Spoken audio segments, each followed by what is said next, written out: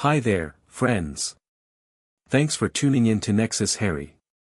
Get ready for an incredible journey as we present what if Harry collapsed at the Leaky Cauldron and the Goblins discovered he was the true king of Britain. If you find our stories entertaining, a simple like and subscribe would mean everything to us. Your support motivates us to create more. Here we go. Chapter 1, The Blood Awakens. The summer heat pressed down on Charing Cross Road like a smothering blanket. Harry Potter dragged his trunk along the pavement, Hedwig's empty cage balanced precariously atop it. He'd sent her ahead with instructions to meet him at the Leaky Cauldron, no sense in drawing more Muggle attention than necessary. 2 weeks. That's all he'd managed at the Dursleys this summer before Uncle Vernon's purple-faced tirade about Aunt Marge's impending visit had driven Harry to pack his things and slip away in the night. Better to ask forgiveness than permission when it came to the ministry, he'd reasoned. Besides, after accidentally inflating Aunt Marge like a carnival balloon last year, another encounter seemed unwise. As he approached the shabby pub front wedged between a bookshop and record store, Harry felt an odd tingling at the base of his skull. He paused, rubbing the back of his neck. The sensation had been happening more frequently these past few days, a strange pressure, almost like magic building beneath his skin. Just nerves, he muttered, pushing through the door into the Leaky Cauldron's dim interior. The familiar smell of pipe smoke, butterbeer, and centuries of magical patronage greeted him. Tom the bartender glanced up, his weathered face breaking into a toothless smile as he recognized Harry. "Mr. Potter. Didn't expect you for another fortnight at least." Harry managed a thin smile. "Change of plans. Got room for a wayward wizard?" "For you. Always." Tom wiped his hands on his apron and came around the bar. "Ministry sent an owl just yesterday saying you might be coming early. Seems they keep close tabs on you these days." Harry frowned. The ministry knowing his plans before he did was unsettling. He hadn't told anyone, not even Ron or Hermione, about leaving Privet Drive early. "Room 11's prepared," Tom continued, oblivious to Harry's discomfort. "Up the stairs, third door on your left. I'll have some supper sent up if you'd like." "Thanks, Tom." Harry hefted his trunk again, but Tom waved him off. "Leave that here. Miffy will bring it up." As if summoned, a house elf appeared with a crack, bowed to Harry, and disappeared with his trunk and Hedwig's cage. Harry had barely registered the elf's presence before it was gone. "Thanks," he repeated, feeling suddenly lightheaded. The tingling at his neck had intensified, spreading down his spine like cold water. "You all right there, Mr. Potter?" Tom's brow furrowed. "Looking a bit peaky." "Just tired," Harry lied, making for the stairs. "Been a long day." The wooden steps creaked beneath his weight as he climbed to the second floor. The corridor stretched before him, gas lamps casting warm pools of light across the worn floorboards. Harry counted doors, 1, 2, 3, and turned the brass handle of room 11. Inside, he found his trunk already placed at the foot of a four-poster bed. Hedwig's cage sat on a side table, and through the open window, he could see the orange glow of sunset painting Diagon Alley's rooftops. His owl was nowhere to be seen, probably still hunting. Harry collapsed onto the bed, pressing his palms against his temples. The pressure behind his eyes had grown steadily worse since entering the magical pub. Like a tide rising within him, building toward some invisible high-water mark. "What's happening to me?" he whispered to the empty room. Sleep proved elusive that night. Harry tossed and turned, plagued by strange dreams, stone circles pulsing with blue light, a sword thrust into dark waters, a crown of twisted silver branches. He woke shortly after dawn, drenched in sweat despite the cool morning air. Breakfast in the Leaky Cauldron's main room helped settle his nerves. Tom served him a heaping plate of eggs, sausages, and toast, along with a strong cup of tea. As Harry ate, he watched the early morning patrons, a pair of witches discussing potion ingredients, an ancient wizard reading the Daily Prophet through spectacles perched on the end of his crooked nose, a harried-looking ministry employee gulping coffee between bites of scone. Normal. Ordinary. It helped ground him after the strangeness of his dreams. Plans for the day, Mr. Potter? Tom asked, refilling Harry's tea. Thought I'd visit Gringotts, then maybe look at the new Nimbus model at Quality Quidditch Supplies. Tom nodded approvingly. Fine way to spend a summer morning. Mind yourself, though, been odd folk lurking about lately. Odd how? The barkeeper leaned closer. Ministry won't admit it, but business at Nocturne's been picking up since word of Sirius Black's escape. Unsavory types coming up from the continent, they say. Harry's hand tightened around his teacup. He'd seen the wanted posters for Sirius Black in the Muggle news, a gaunt face with hollow eyes and matted hair. A mass murderer, they'd called him. One of Voldemort's supporters. Thanks for the warning, Harry said. After breakfast, he made his way through the brick archway into Diagon Alley. The morning bustle was just beginning, shop owners sweeping their storefronts, burly customers examining goods, owls swooping between buildings with deliveries. Harry breathed deeply, savoring the sense of belonging that always came with being back in the wizarding world. Gringotts loomed at the far end of the street, its snowy white facade gleaming in the morning sunlight. As Harry approached the marble steps, the tingling sensation returned, stronger this time, focused at the center of his chest.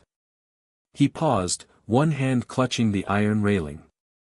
A goblin guard observed him with narrowed eyes. Problem, wizard? No, Harry managed, straightening. No problem. The goblin's suspicious gaze followed him inside, where the vast marble hall echoed with footsteps and murmured transactions.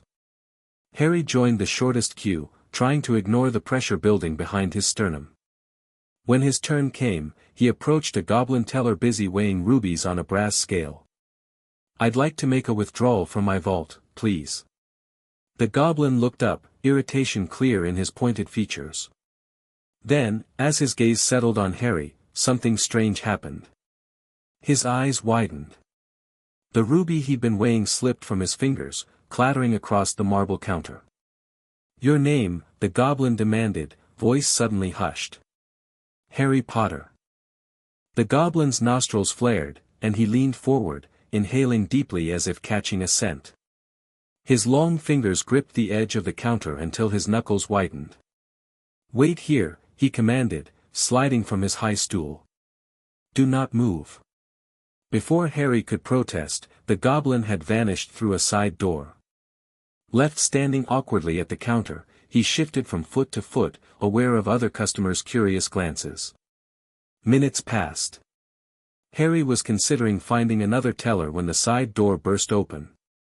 The first goblin returned, accompanied by an older one wearing an elaborate scarlet coat embroidered with gold. The older goblin's face was a map of wrinkles, his eyes dark and penetrating beneath bushy white eyebrows. Mr. Potter, the elder goblin said, his voice like stone grinding on stone. I am Ragnarok, director of Gringotts. You will come with me immediately. It wasn't a request. Harry glanced around, suddenly uneasy. I only wanted to make a withdrawal, and you shall, Ragnarok cut in.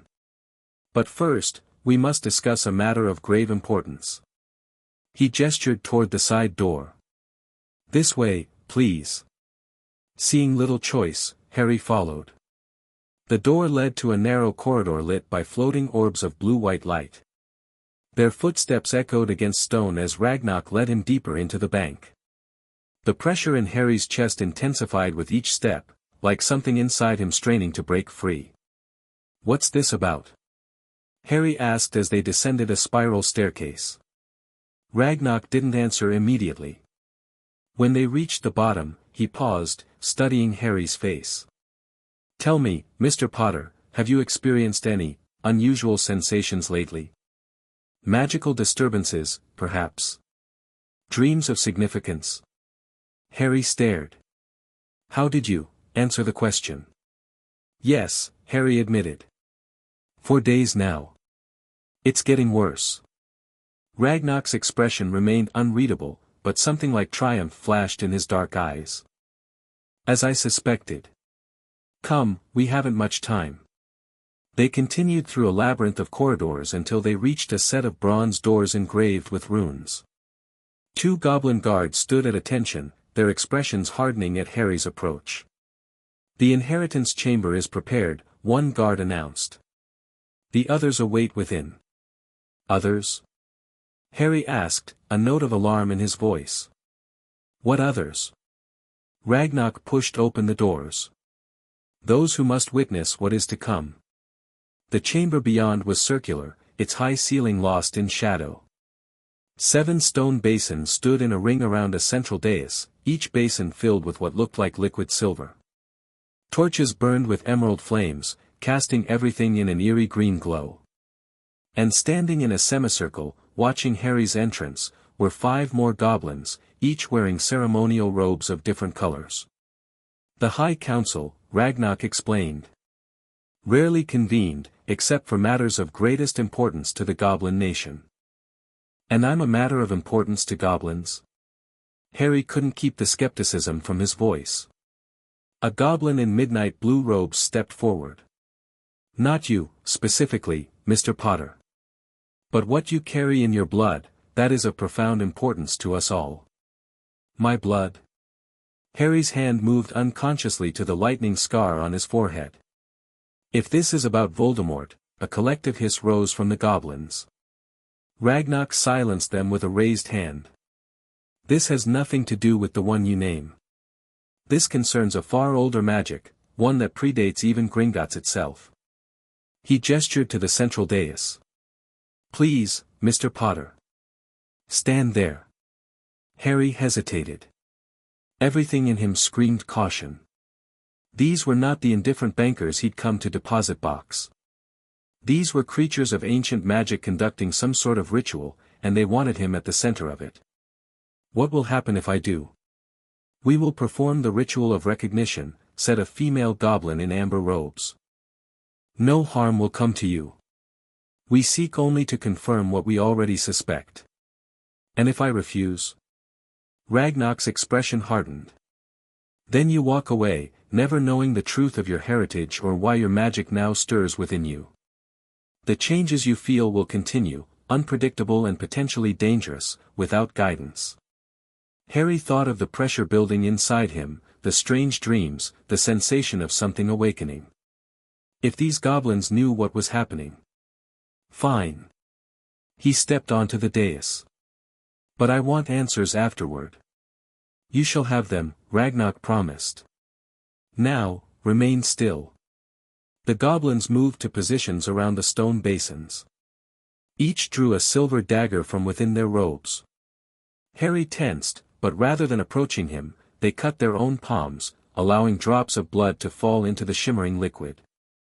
As the last drop fell, the silver substance in all 7 basins began to glow, shifting from silver to gold to a deep, pulsing red. Tendrils of light rose from each basin, twisting together above Harry's head like the strands of an intricate web. Ragnarok spoke in a language Harry didn't recognize, harsh, guttural sounds that seemed to resonate with the stone walls. The other goblins joined, their voices rising in a dissonant chant that sent shivers down Harry's spine. The web of light descended, enveloping him in a cocoon of magic. The pressure in his chest exploded outward, and Harry gasped as something inside him finally broke free. Magic poured from him in waves, meeting the goblin spell and amplifying it 100-fold. Around him, the goblins staggered back, shielding their eyes as the chamber filled with blinding light. Harry barely registered their reaction. He was lost in sensation, in memory, in knowledge that wasn't his but somehow was. He saw a sword rising from a lake, gripped by a mail-clad arm. A king seated beneath an ancient oak, dispensing justice. A crown of twisted silver placed upon a bowed head. Blood spilling onto sacred stones. Betrayal in a brother's eyes. A dynasty hidden, protected through the ages. The visions swirled faster, centuries compressed into seconds. Faces flashed before him, men and women bearing his eyes, his chin, his untamable hair. And through it all ran a single thread, power. Ancient, earthborn power tied to the very soil of Britain itself. When the light finally faded, Harry found himself on his knees, gasping for breath. The goblins had prostrated themselves around the dais, foreheads pressed to the stone floor. "Rise," Harry commanded, then started at the sound of his own voice, deeper, more resonant, filled with an authority he'd never possessed. Slowly, the goblins obeyed, keeping their eyes averted. "What?" Harry struggled to form words as the foreign memories settled alongside his own. "What just happened?" Ragnarok was the first to meet his gaze. "The ritual of recognition has confirmed our suspicions, Your Majesty." "Your Majesty?" Harry echoed, disbelief coloring his tone. "Yes." Ragnarok bowed again, deeper this time. "The sovereign magic has awakened within you. After centuries dormant, the blood royal flows strong again. You are, by right of lineage and magic, the true king of magical Britain." Harry stared at the goblin, waiting for some sign this was an elaborate joke. When none came, he laughed, a sharp, hollow sound that echoed off the chamber walls. "That's mental. I'm just Harry. Harry Potter." "You are Harry Potter," the female goblin acknowledged. "But you are also the heir to Pendragon, descendant of Arthur and the ancient kings who ruled these isles before the Ministry existed, before the Statute of Secrecy, before the divide between magical and non-magical folk." "That's impossible," Harry protested, though the foreign memories stirring within him suggested otherwise. "My father was James Potter. My mother was Lily Evans. They weren't royalty. The royal line has been hidden for centuries," Ragnarok explained. "Protected through obscurity. Magic itself chose vessels to carry the bloodline forward, often without their knowledge. Your father's family descended from the original line, diluted through generations but never extinguished." "If that's true," Harry said, struggling to process this information, "why has it surfaced now? Why me? Why today?" The goblins exchanged significant glances. Finally, Ragnarok spoke. "The sovereign magic awakens when needed most. It sensed threat, to you, to the realm, to the balance of magic itself." "Voldemort," Harry guessed. "Perhaps," Ragnarok allowed. "Or perhaps something older still." He gestured toward the door. "Come. We must complete the verification and secure your position before others learn of your awakening." "Others?" Harry followed, legs unsteady beneath him. "Who else would know about this?" "Those who have waited generations for the royal line to return. And those who have worked just as long to ensure it never does." Ragnarok's expression darkened. "Not all will welcome a true king's return, Mr. Potter. The Ministry has ruled unchallenged for centuries. They will not relinquish power willingly." They passed through another set of doors into a smaller chamber. This one contained a single pedestal on which rested a wooden box inlaid with gold and silver. "The final test," Ragnarok announced, approaching the pedestal. "One that cannot be falsified or fooled." He opened the box with reverent care. Inside, nestled on faded velvet, lay a simple silver ring. Its band was unadorned save for a small engraved symbol, a dragon coiled around a sword. "The signet of sovereignty," Ragnarok explained. "Forged in the reign of the first magical king, enchanted to recognize only those of true royal blood. Many have tried to claim it through the ages. All pretenders have perished in the attempt." He held out the box. "If you are indeed the heir, the ring will accept you. If not..." He left the consequence unspoken. Harry stared at the ancient ring, doubt warring with the absolute certainty flowing through his newly awakened memories. Something in him recognized the signet, knew it belonged on his finger as surely as his wand belonged in his hand. "And if I don't want to be king?" he asked quietly. "If I just want to be Harry?" Compassion flickered across Ragnarok's harsh features. "That choice was taken from you at birth, Mr. Potter. The magic has awakened. It cannot be returned to dormancy. You can deny the title, refuse the responsibility, but the power, and the danger it brings, will remain." Harry took a deep breath. Then, Before he could second-guess himself, he reached for the ring. The moment his fingers touched the silver band, magic surged through him again, gentler this time, welcoming rather than overwhelming. The ring warmed in his palm, pulsing like a heartbeat. When he slipped it onto the third finger of his right hand, it resized perfectly, fitting as if made for him. "It accepts you," Ragnarok breathed, dropping to one knee. The other goblins followed suit. "The proof is undeniable. Long live the king." Harry stared at the ring on his finger, feeling its magic merge with his own. "What happens now?" "Now," Ragnarok said, rising, "we prepare for the storm that is surely coming." Word spread quickly. By mid-afternoon, a crowd had gathered outside Gringotts, curious onlookers, reporters from the Daily Prophet, and a contingent of stern-faced ministry officials. The goblins had sealed the bank's main entrances, citing emergency security protocols, but rumors flew through Diagon Alley like wildfire. Harry watched from a narrow window high in Gringotts' East Tower, where the goblins had moved him for safety. The ring on his finger gleamed in the sunlight, a constant reminder of his transformed reality. "They're saying you've been declared king of the goblins," said a voice from the doorway. "That you're raising an army to overthrow the ministry." Harry turned to find a girl watching him. She was perhaps his age, with long dark blonde hair pulled back in a practical braid and intelligent blue eyes that assessed him coolly. Her robes were well made but conservative, dark blue with silver trim. "And you are?" Harry asked, surprised by the authoritative tone that came naturally now. "Daphne Greengrass." She stepped into the room, giving a small, formal curtsy that somehow managed to appear both respectful and skeptical. "My father sent me when word reached us about what happened here." Harry frowned. "Your father?" "Cyrus Greengrass, head of House Greengrass." She said it as if he should recognize the name. "Our family has served the royal line for 27 generations as stewards, advisors, and protectors. We've maintained the old ways, preserved the ancient knowledge, and waited for the sovereign's return." Her eyes narrowed slightly. "Though I must say, you're not what we expected." "Join the club," Harry muttered. "6 hours ago, I was just trying to make a withdrawal." A ghost of a smile touched Daphne's lips. "Yes, well, that's royal magic for you. Never convenient, always dramatic." She moved to stand beside him at the window. "The Minister for Magic has arrived.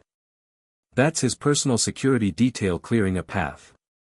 Harry spotted Cornelius Fudge's lime green bowler hat bobbing through the crowd, surrounded by wizards in official-looking robes. "What does he want?" "You, obviously," Daphne said. "To control you, neutralize you, or if necessary, eliminate you. The ministry has spent centuries consolidating power.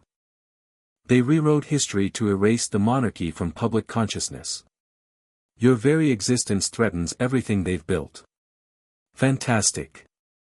Harry ran a hand through his hair. "So I've gone from being the boy who lived to public enemy number one in the space of a morning." "Not exactly." Daphne turned to face him fully. "You're something far more dangerous, a legitimate alternative to their authority.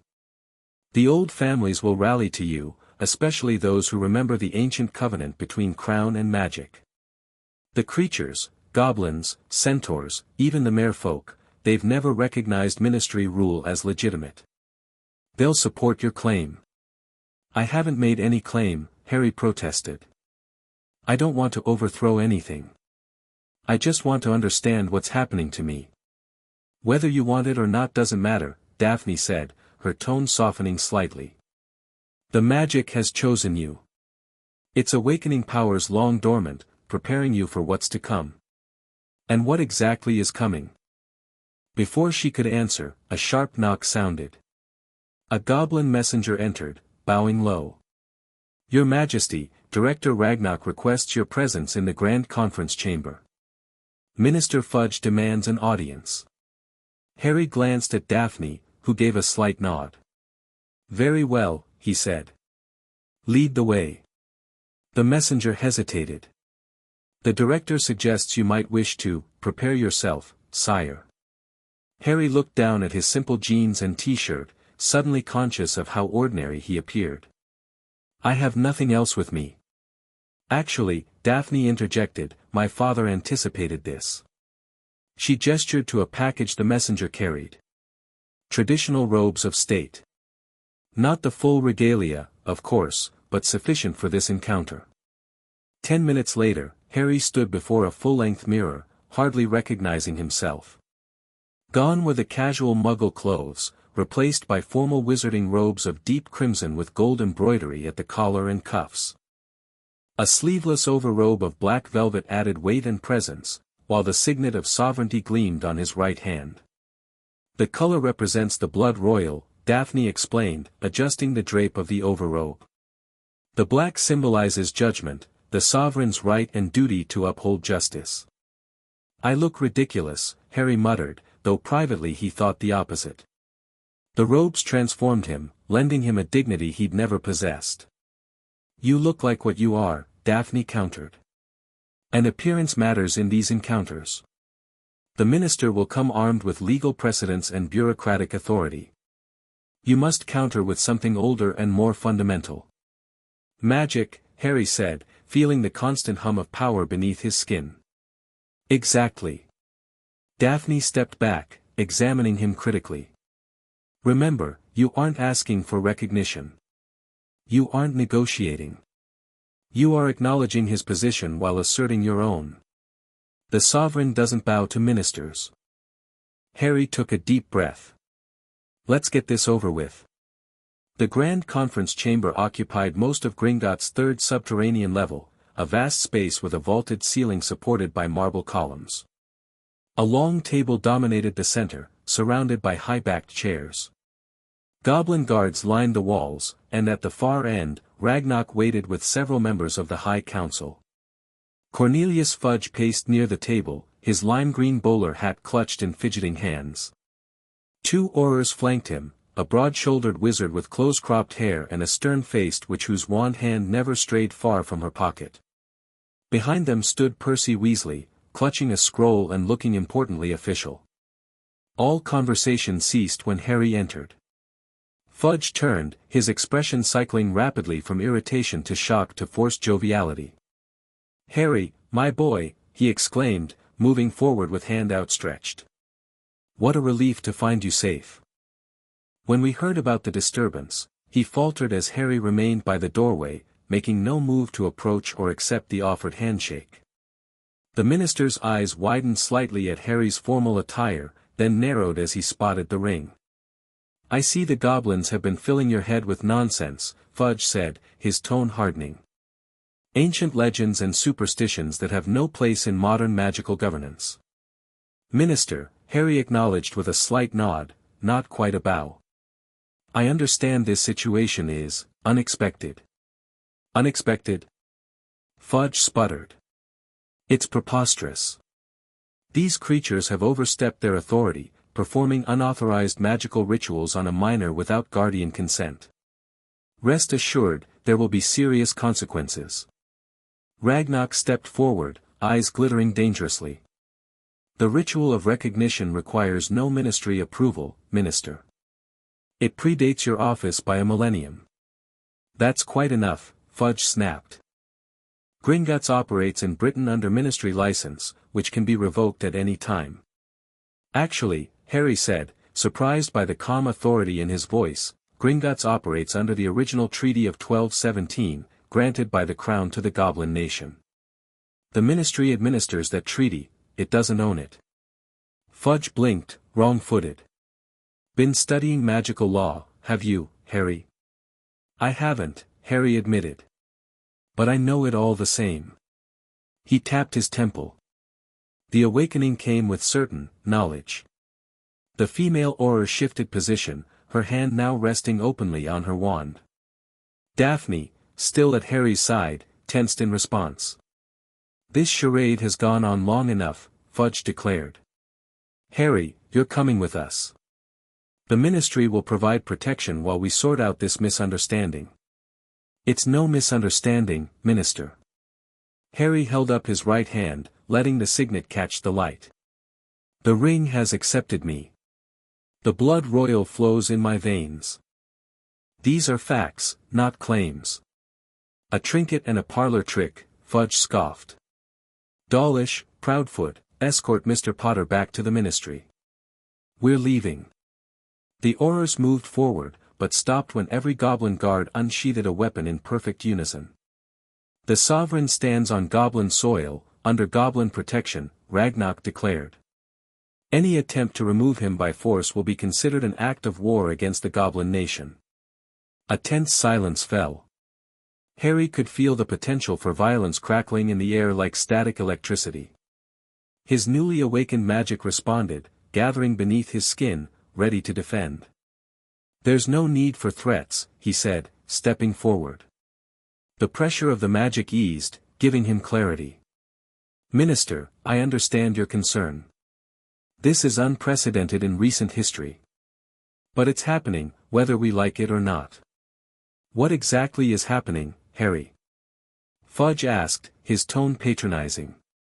Enlighten me. Magic is re-establishing balance, Harry replied simply. I don't fully understand it myself yet. But I do know this isn't about replacing the ministry or seizing political power. It's about something more fundamental. Fudge's expression remained skeptical, but Harry could see uncertainty creeping in. The Ministry of Magic has governed wizarding Britain for centuries. Our laws, our traditions, are younger than the covenant between sovereign and soil, Daphne interjected. The first kings and queens of magical Britain didn't rule through legislation or bureaucracy, Minister. They were living conduits for wild magic, guardians of the balance between mundane and magical. And you are? Fudge demanded. Daphne Greengrass, daughter of Cyrus Greengrass. Recognition flickered in Fudge's eyes. Ah, yes. House Greengrass. I might have known your family would be involved in this, historical reenactment. It's no reenactment, Harry said. You can feel it, can't you? The change in the magic. For just a moment, Fudge's political mask slipped, revealing genuine unease. Then he straightened, adjusting his robes. What I feel, Mr. Potter, is concern for a young wizard being manipulated by those with agendas of their own. He gestured to the goblins, to Daphne. These people are using you as a figurehead for their own purposes. Perhaps, Harry acknowledged. Or perhaps they're the only ones telling me the truth. He met Fudge's gaze directly. What about you, Minister? Are your concerns really for my welfare, or for the ministry's authority? Color rose in Fudge's cheeks. I am trying to prevent chaos, Mr. Potter. Imagine what would happen if word spread that a 13-year-old boy was claiming ancient right to rule magical Britain. The panic, the confusion, I'm not claiming anything, Harry interrupted. Magic has claimed me. There's a difference. Semantics. Fudge exploded. The result is the same, destabilization of our entire society. Harry felt a surge of irritation, followed by something deeper, a righteous anger that seemed to come from the magic itself. Our society is already destabilizing, he said quietly. Voldemort may be gone for now, but his supporters remain. Sirius Black has escaped Azkaban. And there's something else. He frowned, trying to grasp the wispy edges of knowledge just beyond his reach. Something ancient stirring. I can feel it. Preposterous, Fudge scoffed, but his voice lacked conviction. Is it? Harry moved to the conference table, resting his hands on its polished surface. As his signet touched the wood, a ripple of golden light spread outward. Magic is changing, Minister. Adapting. Preparing.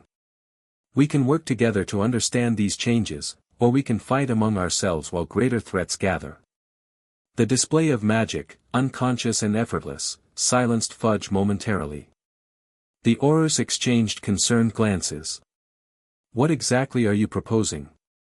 Fudge finally asked. A truce, Harry said. Give me time to understand what's happening. Allow the goblins to verify my status through their own methods. In return, I won't make any public claims or challenge ministry authority, for now. And if we refuse this, truce. Harry met the minister's gaze steadily. Then I walk out of here, right through Diagon Alley, wearing these robes and this ring. I tell my story to everyone who'll listen. I let magic decide who people believe. It wasn't a threat, not exactly. But the implication was clear. Harry could see Fudge calculating political outcomes, weighing options, looking for advantage. 2 weeks, the minister finally said. You remain here under goblin protection. No public appearances, no declarations. The ministry will investigate these claims through proper channels. His eyes narrowed. And at the end of that time, you return to Hogwarts as scheduled. No special treatment, no royal nonsense. Agreed, Harry said, with one condition. I choose who I speak with during those 2 weeks. No ministry restrictions on visitors. Fudge hesitated, then nodded curtly. Very well. But be warned, Mr. Potter, the ministry will not recognize any claim to authority based on ancient bloodlines or magical artifacts. We are a modern society governed by law, not legend. Understood, Harry replied. Though I think you'll find, Minister, that the oldest legends often contain the deepest truths. After a few more minutes of formal arrangements, Fudge and his entourage departed. The tension in the chamber eased, though the goblin guards maintained their positions. Well handled, Ragnarok commented when they were alone. The minister expected a child he could intimidate. You showed him a sovereign he must respect. I don't feel very sovereign, Harry admitted. I feel like I'm making this up as I go. Welcome to leadership, Daphne said dryly. Most of it is improvisation, even when you've been trained for it your entire life. Harry turned to her. And have you been trained for this? In a manner of speaking. She smoothed her robes, a gesture that somehow conveyed both composure and discomfort. House Greengrass has maintained the old traditions, preserved the rituals and knowledge against the day the sovereign might return. I was raised on stories of the ancient kings and queens, taught protocols most wizards have forgotten. So you're what, my advisor? My keeper? Harry couldn't keep a note of resentment from his voice. Daphne raised an eyebrow. I'm offering to help navigate a situation you're clearly unprepared for. If that offends your newfound royal dignity, I'm happy to leave. No, Harry said quickly. I didn't mean, he sighed. This is all happening very fast. Yesterday, my biggest worry was avoiding Aunt Marge. Today, I'm apparently king of something, the ministry wants to lock me up, and I keep getting flashes of memories that aren't mine. The ancestral knowledge, Ragnarok nodded. It will continue to surface as your magic stabilizes. Some sovereigns reported dreaming entire lifetimes of their predecessors. Brilliant, Harry muttered. More weird dreams. Just what I needed. You should rest, Daphne suggested. The awakening takes a physical toll. We can discuss plans tomorrow. Harry nodded, suddenly aware of his bone-deep exhaustion. Where will you be? I'll return to my family estate tonight to report to my father. With your permission, I'll come back tomorrow morning. Permission granted, Harry said, the formal phrase coming naturally to his lips. Then, more awkwardly, thanks. For your help today. A small smile softened Daphne's features. It's what we've prepared for, Your Majesty. Though I admit, the reality is somewhat different from the stories. How so? The legends speak of a commanding figure, majestic and all-knowing. Her smile widened slightly. They failed to mention the part about a scruffy-haired boy with broken glasses. Despite everything, Harry laughed. Disappointed? Not yet, Daphne replied. Ask me again in a week. After she left, Ragnarok escorted Harry to quarters prepared for him deep within Gringotts. Unlike the stark stone of the bank's public areas, these rooms were surprisingly comfortable, a sitting area with plush chairs, a bedroom with a four-poster draped in crimson and gold, even a private bathing chamber with a sunken tub. These apartments were established in the original construction of Gringotts, Ragnarok explained. Reserved for the sovereign should they ever require goblin hospitality. They have remained sealed for over 4 centuries. Harry ran his hand along a bookshelf filled with ancient tomes. Has it really been that long since a king or queen ruled magical Britain? The last acknowledged sovereign was Queen Maeve in 1625, Ragnarok replied. Though the bloodline continued in secret. Your father's family carried it, dormant but intact. My father, Harry said quietly. Did he know? No. Ragnarok's expression softened marginally.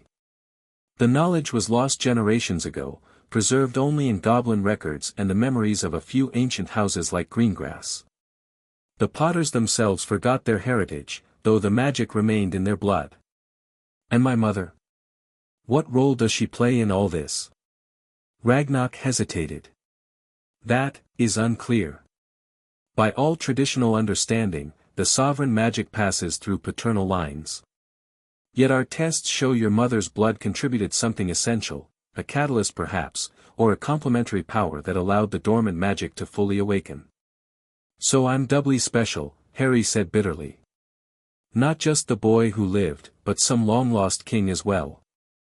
You are who you have always been, Harry Potter, Ragnarok said, using his name for the first time since the ritual.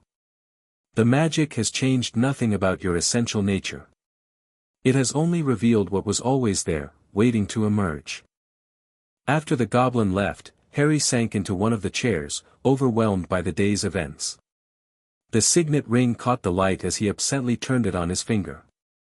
Already it felt like a part of him, its magic a constant warm pulse against his skin. Despite his exhaustion, sleep proved elusive again. When it finally came, his dreams were vivid and strange, fragments of lives lived centuries ago, battles fought with sword and spell, crowns passing from hand to hand, bloodlines mingling and diverging. And beneath it all, a constant whisper, beware. Beware. The ancient enemy stirs. The shadow of Mordred rises once more. He woke shortly before dawn, drenched in sweat and tangled in crimson sheets. The warning echoed in his mind, clear as a bell, the shadow of Mordred rises once more. Harry had no idea who Mordred was, at least, his conscious mind didn't. But the awakened magic within him trembled at the name, recognizing in it a threat older than Voldemort, older than Grindelwald, older than any Dark Lord in recent memory. Something ancient was stirring. And somehow, Harry knew it had been waiting for him to awaken. The next morning brought a flurry of activity. Ragnarok arrived shortly after Harry finished a breakfast delivered by goblin servants, bringing news from the world outside. The Daily Prophet has published a special edition, the director announced, tossing a newspaper onto the table. Minister Fudge has managed to control the narrative, for now. Harry examined the front page. The headline screamed, Potter Heir to Ancient Magic, Ministry Investigates Goblin Claims. Beneath it, a smaller subheading read, Boy who lived under protection following magical surge at Gringotts. Well, it's not calling me delusional, Harry observed. That's something. Politics, Ragnarok snorted. Fudge is hedging his bets. If your claim proves invalid, he portrays himself as the protector of a confused young wizard. If valid, he positions himself as your early ally. Clever. Predictable, Ragnarok countered. The minister lacks imagination, but not cunning. He will work behind the scenes to undermine you while maintaining a public facade of concern. Harry skimmed the article, which contained mostly speculation and vague statements from ministry sources. One paragraph caught his attention: while the ministry conducts its investigation, Mr. Potter will remain under goblin protection at Gringotts.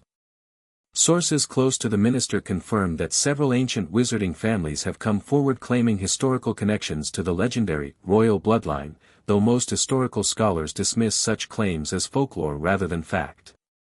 Several ancient families? Harry looked up. Who else besides the Greengrasses? Not, Bones, Longbottom, Ragnarok listed. Houses that trace their lineage to the time before ministry governance. Some serve the crown as advisors or knights. Others are distant relations of cadet branches of the royal line itself. So I might have living relatives? Harry asked, a flicker of hope rising within him. Distant cousins, perhaps, many times removed. Ragnarok's expression was sympathetic. None close enough to be considered family in the traditional sense. The hope dimmed as quickly as it had appeared. Harry set aside the newspaper. What else? Your friends have been attempting to contact you. Mr. Weasley and Miss Granger have both sent owls, which were intercepted by our security protocols. You're blocking my mail. Harry frowned. Standard procedure for a sovereign under protection, Ragnarok said unapologetically. All correspondence must be screened for threats, magical and mundane. I want to see their letters. Of course. Ragnarok produced 2 sealed envelopes from his coat. They have been examined and cleared. Harry took them eagerly, recognizing Hermione's neat handwriting and Ron's sprawling scrawl. He set them aside to read in private later. Miss Greengrass has arrived, Ragnarok continued. She brings several items from her family's collections that may prove useful in your education. And there is one other matter. The goblin hesitated. A request for audience from an unexpected quarter. Who? Sirius Black. Harry froze. Sirius Black. The escaped murderer. The same. Ragnarok's expression was unreadable. A message arrived by unknown means this morning, addressed directly to His Majesty, Harry Potter. It bears magical signatures that our experts have confirmed match those of Sirius Black. What does it say? It requests a private audience to discuss matters of your royal heritage and your parents' deaths. Black claims knowledge essential to your safety and your claim. Harry's mind raced.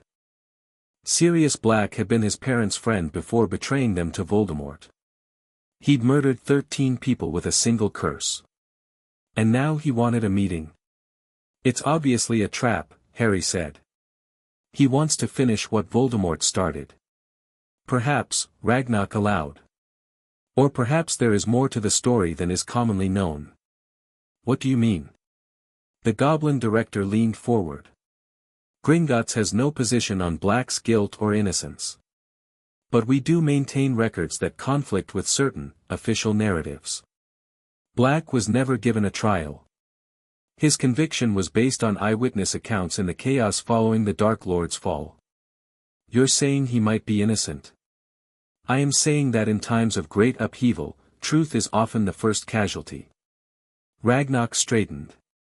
The decision is yours, Your Majesty. If you wish to hear what Black has to say, Gringotts can arrange a secure meeting. If not, we will ignore the request. Harry stared at his hands, at the signet ring that had changed everything. I need time to think about it. Of course. Ragnarok bowed. I will send Miss Greengrass in shortly. After the goblin left, Harry opened his friend's letters. Hermione's was predictably detailed, expressing equal parts concern and fascination with his situation. She'd already begun researching magical sovereigns and promised to bring relevant books when they met. Ron's was briefer, filled with expressions of amazement and questions about whether this meant Harry was rich now, and if he'd have to wear a crown to school. Despite the gravity of his situation, Harry found himself smiling. It was reassuring to know some things remained constant, Hermione's thirst for knowledge, Ron's straightforward practicality. A knock at the door announced Daphne's arrival. She entered carrying a leather satchel that bulged with books and scrolls. Today she wore simpler robes of deep green, her blonde hair loose around her shoulders. Your Majesty, she greeted him with a small curtsy. I trust you slept well. About as well as can be expected when centuries of ancestral memories are flooding your brain, Harry replied dryly. And please, when we're alone, just call me Harry. All this, Your Majesty, business makes me uncomfortable. Daphne hesitated, then nodded. As you wish. Harry. She set her satchel on the table. I've brought some materials to help you understand your heritage. Family grimoires, historical accounts, the traditional laws of succession.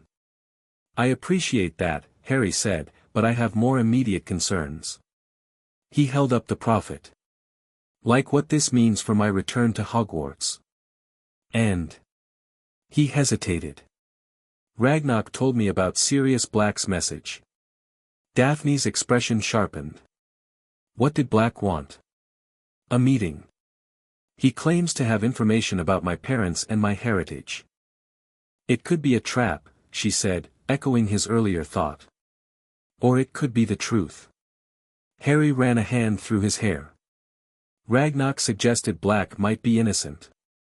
The Goblins have always maintained a certain skepticism toward ministry justice, Daphne said carefully. But in this case, they may have a point. The events following the Dark Lord's fall were chaotic. Many decisions were made hastily. Would you meet with him if you were me? Daphne considered the question seriously.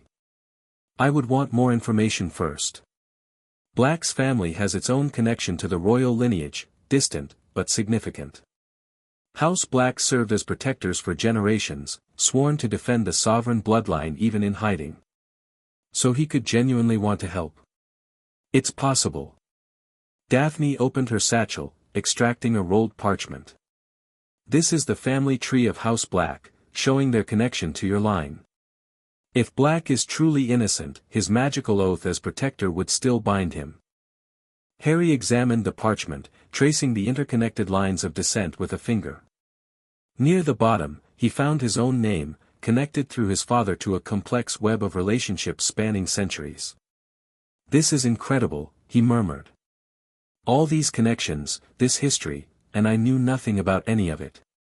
It was deliberately hidden, Daphne explained. After the last sovereign's death, those loyal to the crown feared extinction. They scattered the knowledge, preserved it in fragments, disguised it as folklore. Only a few families maintained the complete records.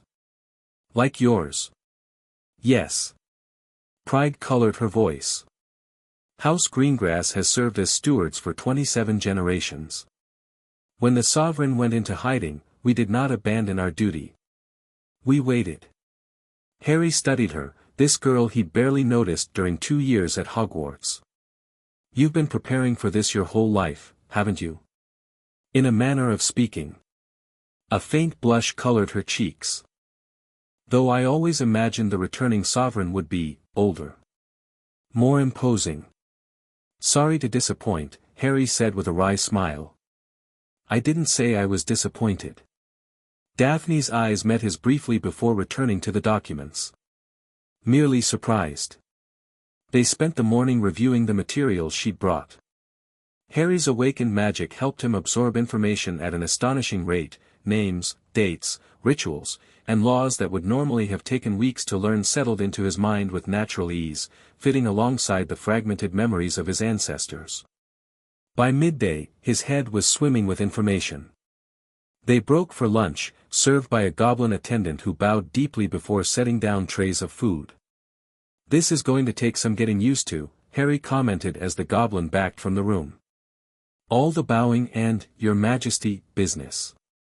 Protocol matters, Daphne replied, selecting a sandwich from the tray. It establishes order, defines relationships, sets expectations. It feels fake, Harry countered. I'm still just me. Are you?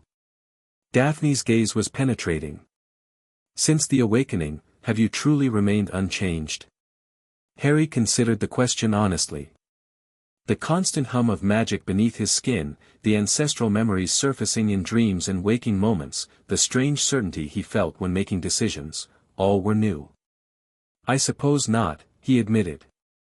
But I don't want to lose myself in all this. I don't want to become someone my friends don't recognize.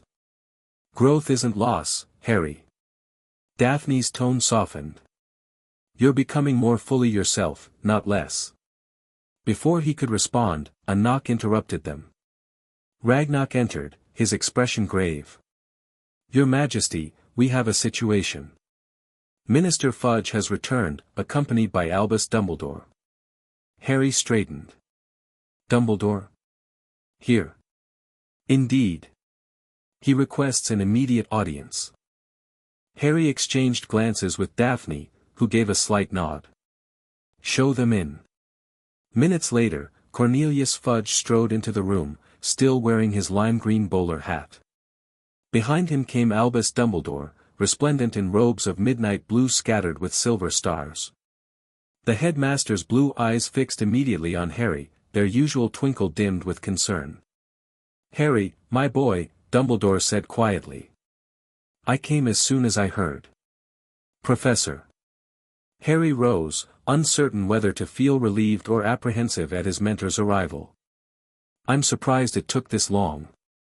I was abroad on ICW business," Dumbledore explained. "Minister Fudge contacted me only this morning. After it became clear this situation requires adult intervention," Fudge added pointedly. "These goblins have gone too far, performing unauthorized rituals on a minor. We have established the legality of our actions," Ragnarok interrupted coldly. "The ritual of recognition predates your ministry and requires no modern authorization." Dumbledore raised a placating hand. "Perhaps we might all sit down. This discussion will be more productive without posturing on either side." Reluctantly, Fudge took a seat at the table. Dumbledore settled beside him, while Harry returned to his place with Daphne and Ragnarok flanking him. "Miss Greengrass," Dumbledore acknowledged with a nod. "I might have expected House Greengrass's involvement." "Headmaster," Daphne replied neutrally. Dumbledore turned his attention to Harry. "I understand you've experienced a significant magical awakening, Harry. How are you feeling?" The simple question, asked with genuine concern, eased something in Harry's chest. Whatever else was happening, Dumbledore still cared for his well-being. "Changed," Harry answered honestly. "It's like discovering a room in your house you never knew existed, only to find it's filled with other people's belongings that somehow still belong to you." An apt metaphor, Dumbledore smiled slightly. "The awakening of ancestral magic can be disorienting. I'm grateful the goblins recognized what was happening and provided appropriate support." Fudge made a noise of disbelief. "You can't possibly be entertaining this fantasy, Albus. Ancient kings, sovereign magic, it's the stuff of children's tales." "Many children's tales contain profound truths, Cornelius." Dumbledore's eyes twinkled momentarily. "And in this case, historical record supports the goblins' claims. The magical sovereignty of Britain is well documented in texts predating the ministry's formation." "Documents can be forged," Fudge blustered. "History's rewritten. And yet magic itself cannot be fooled." Dumbledore nodded toward Harry's hand. "May I examine the signet, Harry?" Harry hesitated, then extended his hand across the table. Dumbledore studied the ring without touching it, his expression growing distant. "Remarkable," he murmured. "I've seen illustrations, of course, but the actual artifact. And it has truly bonded to you?" "Try to remove it," Harry suggested. Dumbledore reached out, his fingers hovering above the ring. The moment they made contact, a ripple of golden light pulsed between them. The headmaster withdrew his hand with a small gasp. "Most illuminating," he said, rubbing his fingers together as if they tingled. "The magic recognizes you as its rightful bearer, Harry. There can be no doubt." Fudge's face had grown progressively redder. "This proves nothing." "A charmed ring, a bit of theatrical magic, it proves everything, Minister," Ragnarok interjected. "The signet of sovereignty cannot be forced, tricked, or coerced. It accepts only those of true royal blood whose magic has awakened to its heritage." "And what does this heritage entail, exactly?" Dumbledore asked, his tone carefully neutral. "What changes can Harry expect?" "The sovereign magic grants certain abilities," Daphne answered. "Enhanced magical capacity. Innate understanding of ancient rituals. Command over magical creatures. Authority over ley lines and sacred sites. Power, in other words, Dumbledore said quietly. Significant power. Power that rightly belongs to the Ministry. Fudge exploded. These so-called sacred sites are under Department of Mysteries jurisdiction. Magical creatures are regulated by the Department for Control, the Ministry administers, Daphne corrected coldly. It does not own. Britain's magic predates your bureaucracy by millennia, Minister. The sovereign's connection to that magic is primal, essential. In practical terms, Dumbledore interrupted, what does this mean for Harry's immediate future? He is still a student, still a child in need of education and protection. I'm still going back to Hogwarts, Harry said firmly. That hasn't changed. Good, good. Dumbledore nodded. And these new abilities? How will they manifest in a school setting? Harry glanced at Daphne, who answered, the sovereign magic is still stabilizing. Harry will need continued guidance to control and direct it properly. My father has suggested I transfer to Gryffindor House to provide ongoing support. Absolutely not, Fudge snapped. No special accommodations, no royal treatment. Those were our terms. It's not special treatment, Harry countered, surprised by the authority in his voice. It's practical necessity.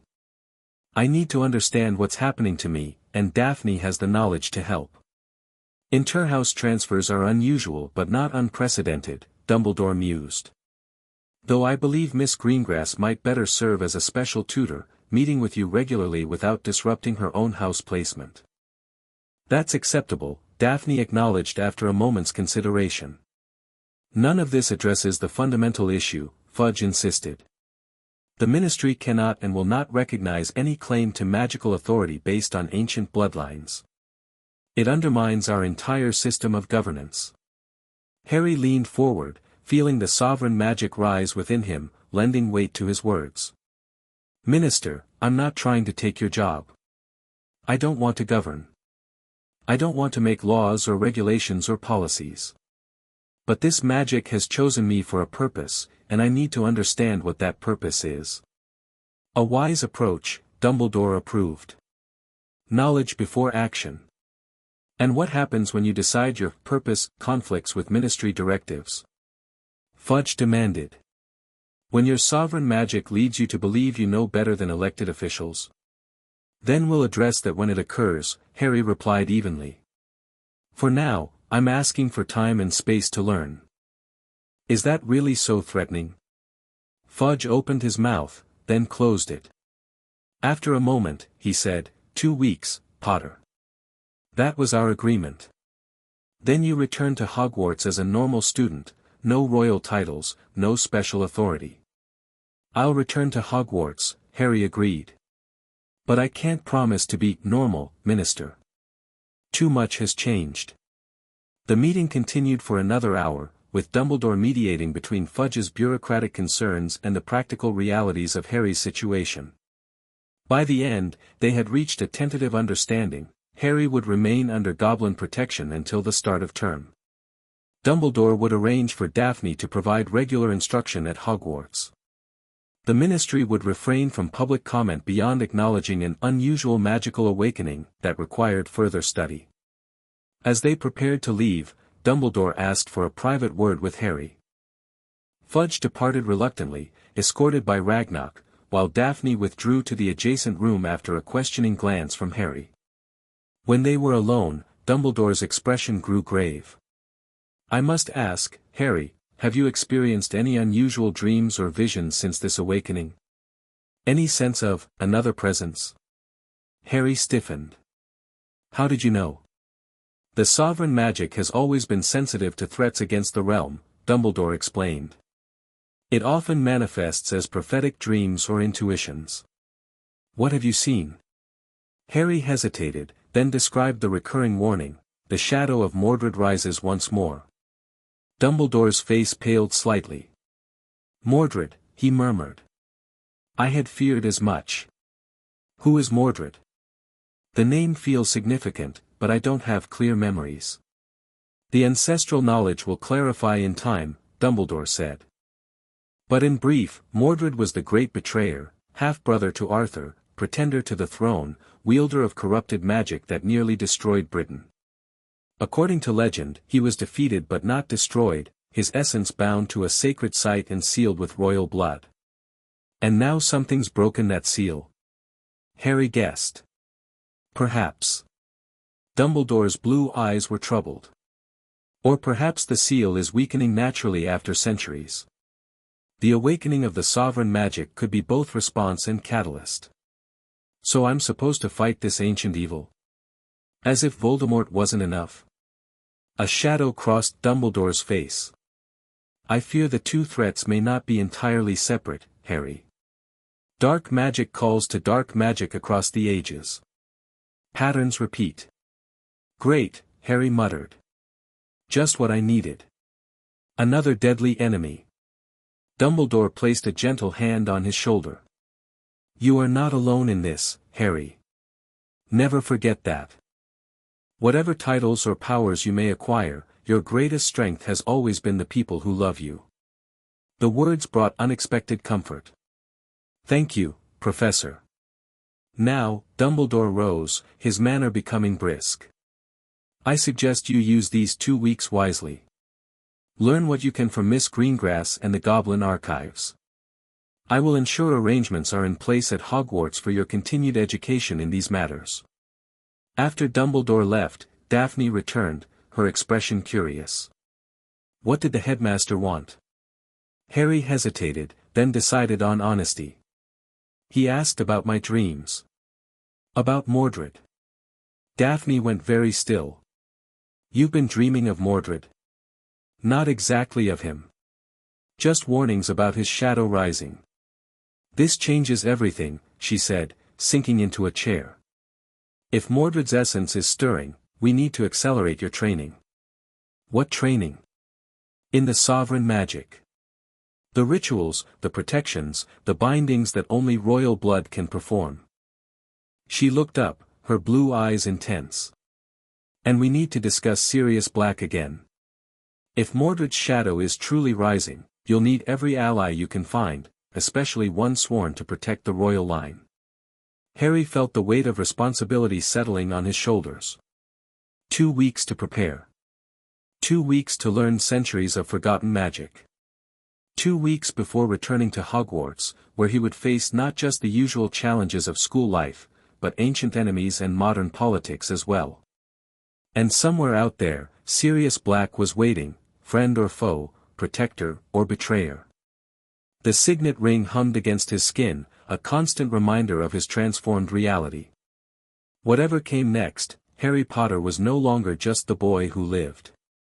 He was the sovereign awakened, heir to magic older than memory, guardian of a covenant written in blood and power. The realm was calling. And like his ancestors before him, he would answer. Chapter 2, Courts and Conflict. Platform 9 3/4 bustled with the usual start-of-term chaos, parents fussing over children, students calling to friends, owls hooting indignantly from their cages. Steam billowed from the scarlet engine of the Hogwarts Express, wreathing the platform in a pearly haze that lent everything a dreamlike quality. None of it felt real to Harry. He stood apart from the crowd, flanked by 2 goblin guards in enchanted clothing that made them appear human to casual observation. Only their sharp eyes and the deadly purpose in their movements betrayed their true nature. Ragnarok had insisted on the escort, overriding Harry's protests about drawing attention.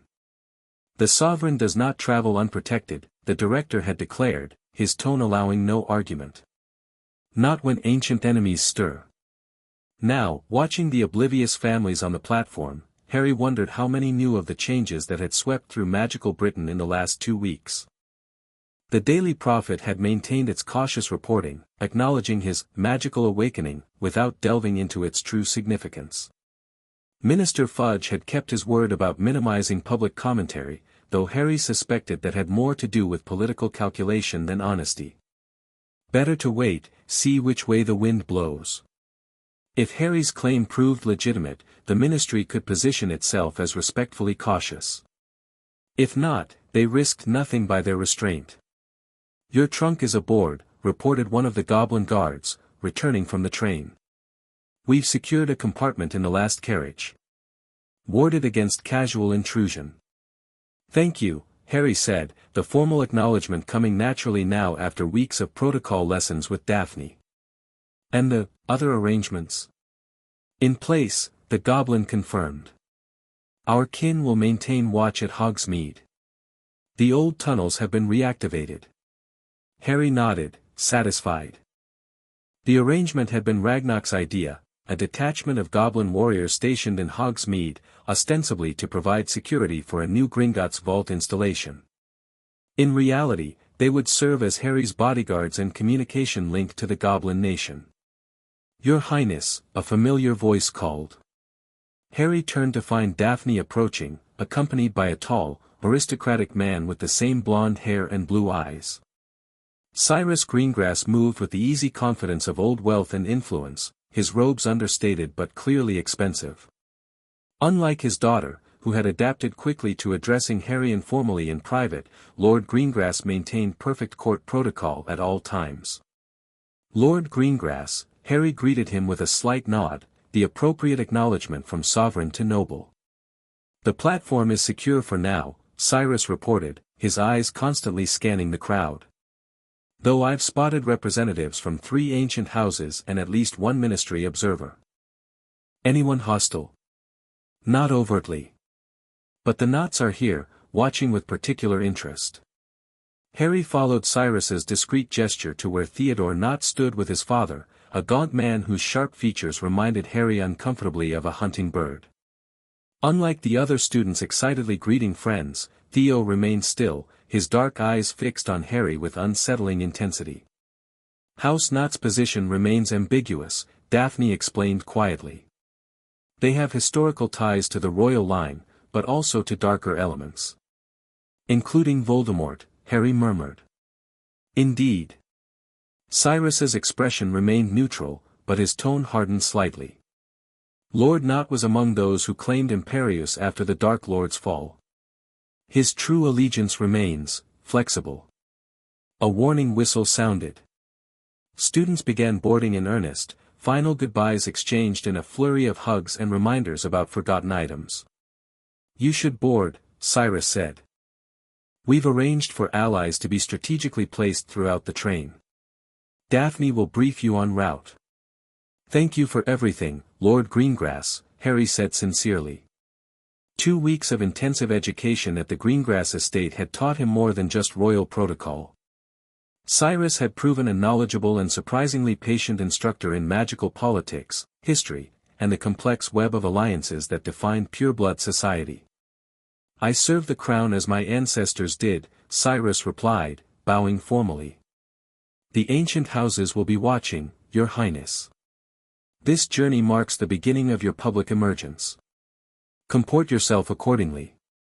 With a final nod, he departed, moving through the crowd with practiced ease.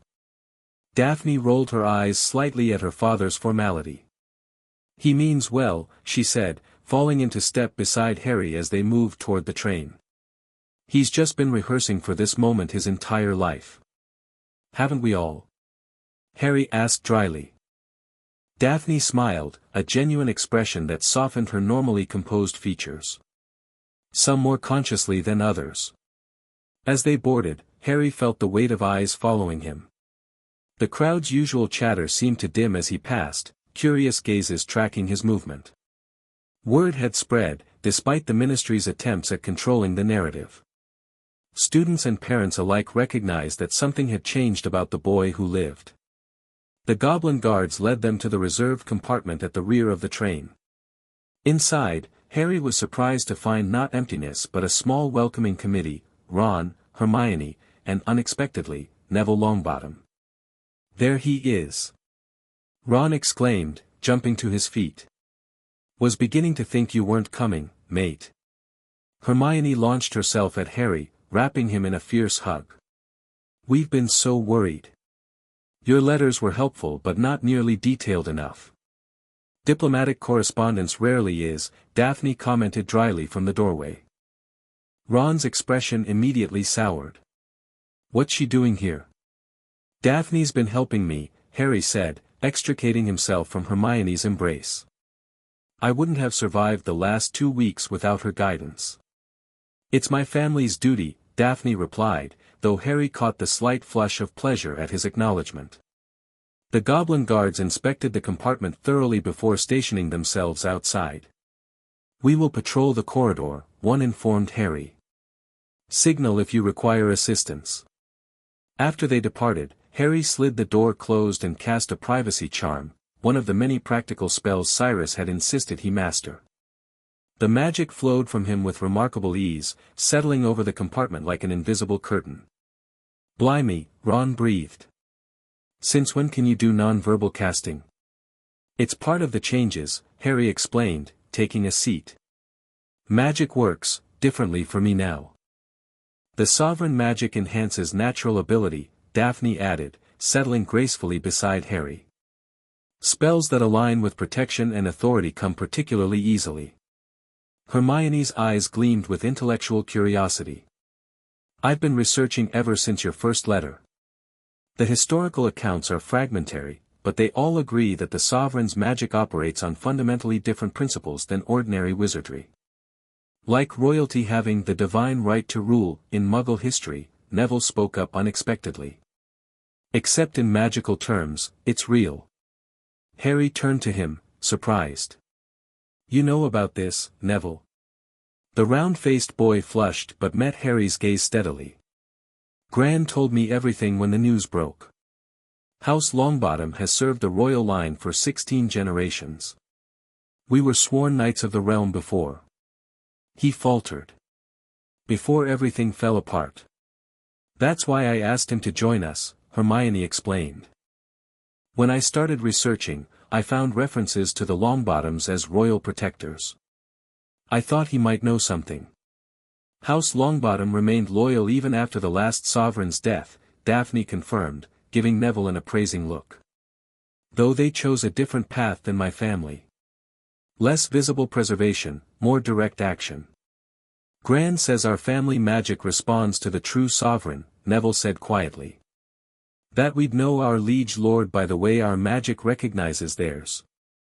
He hesitated, then added, I felt at the moment you entered the compartment, Harry.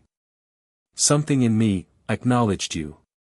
An uncomfortable silence fell. Ron shifted in his seat, clearly feeling left out of a conversation steeped in pure-blood traditions he hadn't been raised to understand. Hermione's expression was calculating as she processed this new information. So what does all this mean for school? Ron finally asked. Are we supposed to bow when you enter the common room? Call you, Your Majesty, during Quidditch practice? Don't be ridiculous, Harry said quickly, relieved by Ron's typical bluntness. I'm still just Harry. This doesn't change anything between us.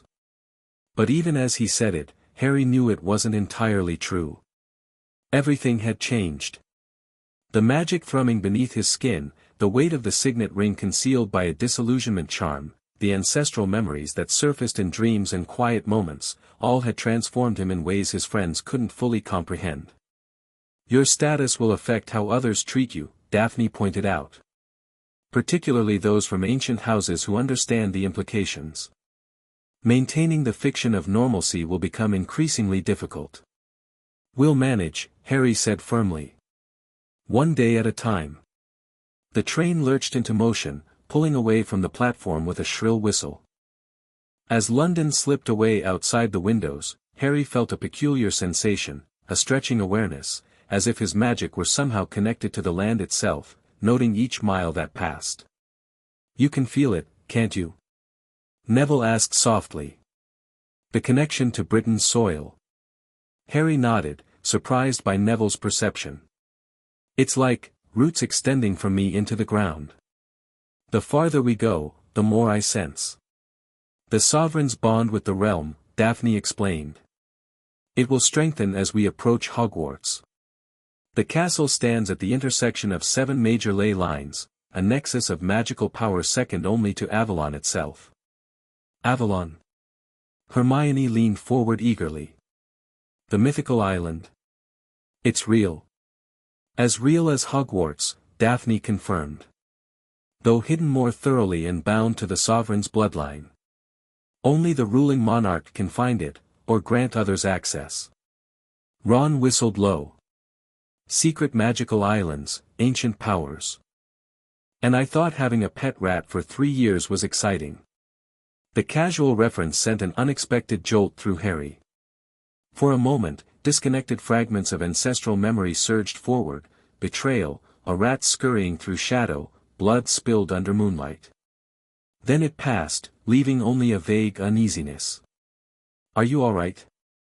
Daphne asked, noticing his sudden tension. "Fine," Harry murmured. "Just remembering something that isn't quite mine." The journey continued with Daphne and Hermione falling into detailed discussion of sovereign magic's historical documentation, while Ron extracted a chess set and challenged Neville to a game. Harry drifted in and out of conversation, his attention drawn increasingly to the landscape flowing past, not just its visual appearance, but something deeper, a magical topography invisible to ordinary perception. He could feel the ancient places they passed: stone circles, burial mounds, forgotten shrines where magic had been worked for millennia. Each pulsed with subtle energy, acknowledging his passage like sentinels recognizing their commander.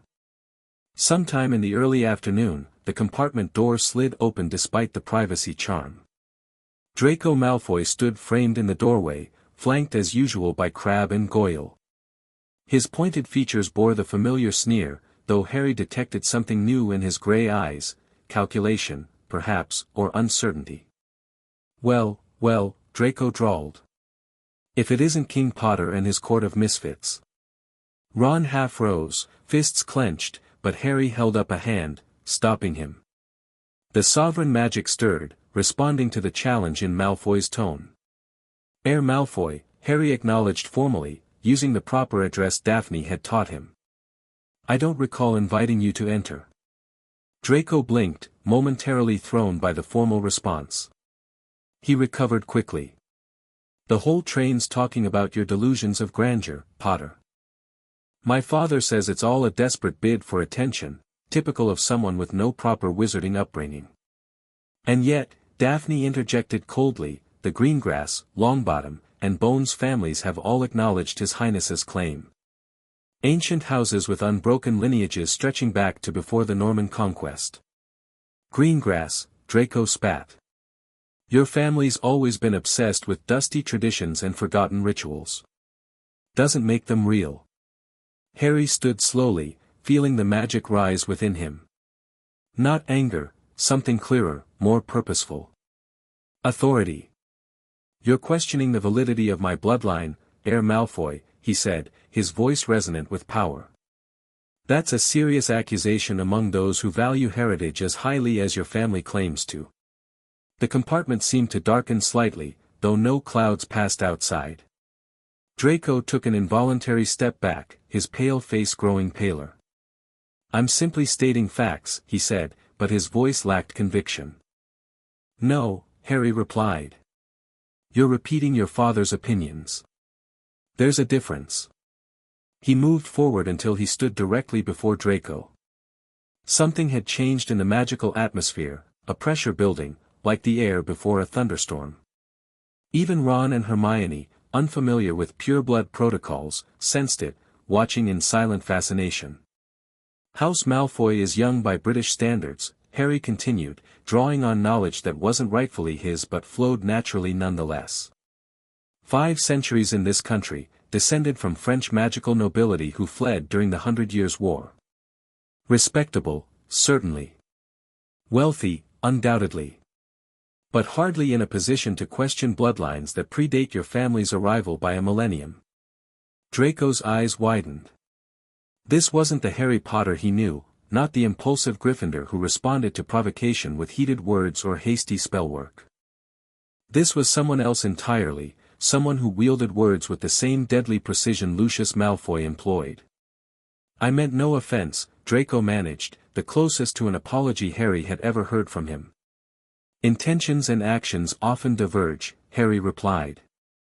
"Remember that, Heir Malfoy, before you enter chambers uninvited or question claims beyond your understanding." The magic receded, the pressure dissipating. Harry stepped back, gesturing toward the corridor. "You may go." For a moment, rebellion flickered in Draco's eyes, the instinctive resistance to being dismissed.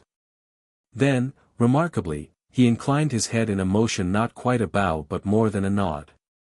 "We'll continue this discussion another time, Potter," he said, attempting to salvage some dignity. "When you're prepared to offer proof beyond ancient rings and goblin ceremonies." "I look forward to it," Harry replied evenly. After they departed, stunned silence filled the compartment. Ron was the first to break it. "Bloody hell, Harry. Since when do you talk like someone who knows what he's doing?" Daphne suggested, a small smile playing at her lips. "That was amazing," Neville said quietly. "You sounded just like royalty. Standing your ground without losing your temper." Harry sank back into his seat, suddenly tired. The confidence that had filled him moments ago receded, leaving ordinary uncertainty in its wake. "It wasn't really me," he admitted. "Or at least, not just me. When he challenged my claim, something else took over, knowledge, instincts that aren't mine." "The ancestral memory," Daphne nodded. "The sovereign magic carries the collective experience of your predecessors. In moments of need, it surfaces to guide you." "That's both reassuring and disturbing," Hermione said. "It's like having another consciousness sharing your mind." "Not exactly." Harry struggled to explain. "It's more like discovering I already know how to ride a bicycle, even though I never learned. The knowledge is there, the muscle memory, but it's still me doing the pedaling." The conversation shifted to lighter topics as the journey continued northward. Outside, the rolling countryside gave way to wilder, more rugged terrain. Rain began to fall, pattering against the windows and blurring the landscape into impressionistic streaks of green and gray. Harry felt the train beginning to slow well before the usual arrival time. The lamps flickered and died, plunging the compartment into gloomy half-light. An unnatural cold began seeping through the walls, frosting the windows. "What's happening?" Ron asked, his breath visible in the suddenly frigid air. "Dementors," Daphne and Neville said simultaneously, both reaching for their wands. Harry felt it too, a creeping dread, a hollowing emptiness that seemed to reach for his very soul. But beneath the fear, something else stirred, indignation. Outrage. The sovereign magic reacted to the Dementors not with terror but with affronted authority. These creatures dare. The thought rose unbidden, carrying the weight of centuries. They violate royal passage. The compartment door slid open again. A towering, hooded figure stood in the doorway, its rattling breath drawing in more than air, drawing hope, happiness, warmth itself. Skeletal hands emerged from ragged sleeves, reaching toward Harry.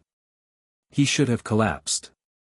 Should have heard his mother's dying screams, as he had when facing the Boga Dementor during Lupin's classes in a timeline that now felt like someone else's memory. Instead, Harry rose to his feet, the signet ring burning hot against his finger as its disillusionment charm failed under the surge of power. His voice, when he spoke, echoed with the authority of generations. "By ancient compact and sovereign right, I command you, begone." Golden light erupted from the ring, coalescing into the form of a crowned stag that charged the Dementor. The creature recoiled with a sound like tearing cloth, backing into the corridor.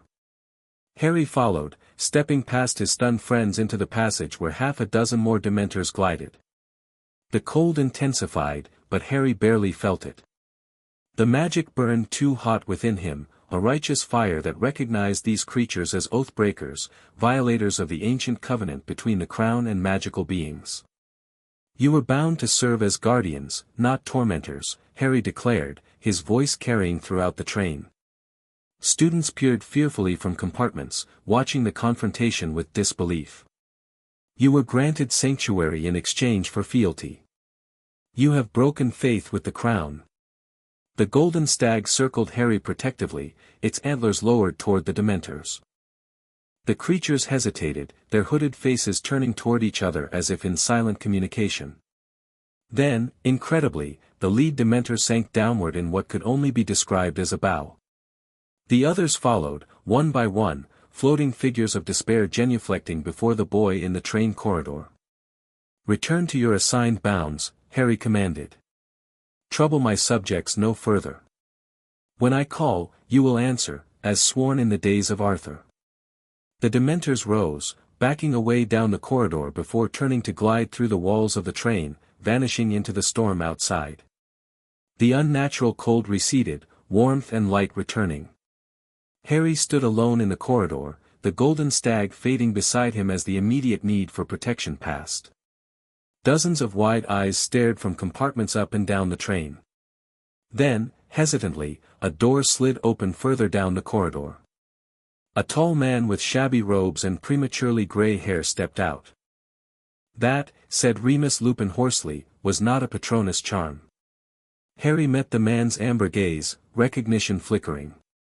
Another fragment of ancestral memory stirred, loyalty, friendship, the moon's pull. "No," Harry agreed. "It wasn't." Before Lupin could respond, hurried footsteps approached from the front of the train. A moment later, the goblin guards appeared, wands drawn, expressions murderous. "Your Majesty," one growled. "Are you harmed?" "I'm fine," Harry assured them. "The Dementors have been reminded of their obligations." More footsteps, and a breathless Daphne reached his side, followed closely by his friends. Her eyes widened at the sight of the signet ring now openly displayed on his hand, its concealment charm destroyed by the surge of sovereign magic. "You commanded them," she whispered. "Actually commanded Dementors." "Yeah," Harry said, suddenly aware of their audience. Students whispered to each other, some pointing at his ring, others at his face. The news would spread through the school before they even reached Hogsmeade Station. So much for keeping a low profile. "I think," Remus Lupin said carefully, "we should continue this discussion somewhere more private." His gaze moved from Harry to the goblin guards, to Daphne, understanding dawning in his tired eyes. The rumors, it seems, were not exaggerated. Harry nodded, allowing himself to be guided back to his compartment. The sovereign magic receded, its immediate purpose fulfilled, leaving him once again just a 13-year-old boy with too many mysteries and too few answers. But as the train resumed its journey toward Hogwarts, one thing had become abundantly clear, both to Harry and to everyone who had witnessed the confrontation: Harry Potter was not returning to school as the same person who had left it 3 months ago. The boy who lived had become something more. Something older. Something that even Dementors bowed before. The era of pretending nothing had changed was officially over. Hogwarts Castle rose from the mist-shrouded shores of the lake, its towers and turrets silhouetted against the stormy twilight sky. For Harry, the familiar sight triggered an unfamiliar response.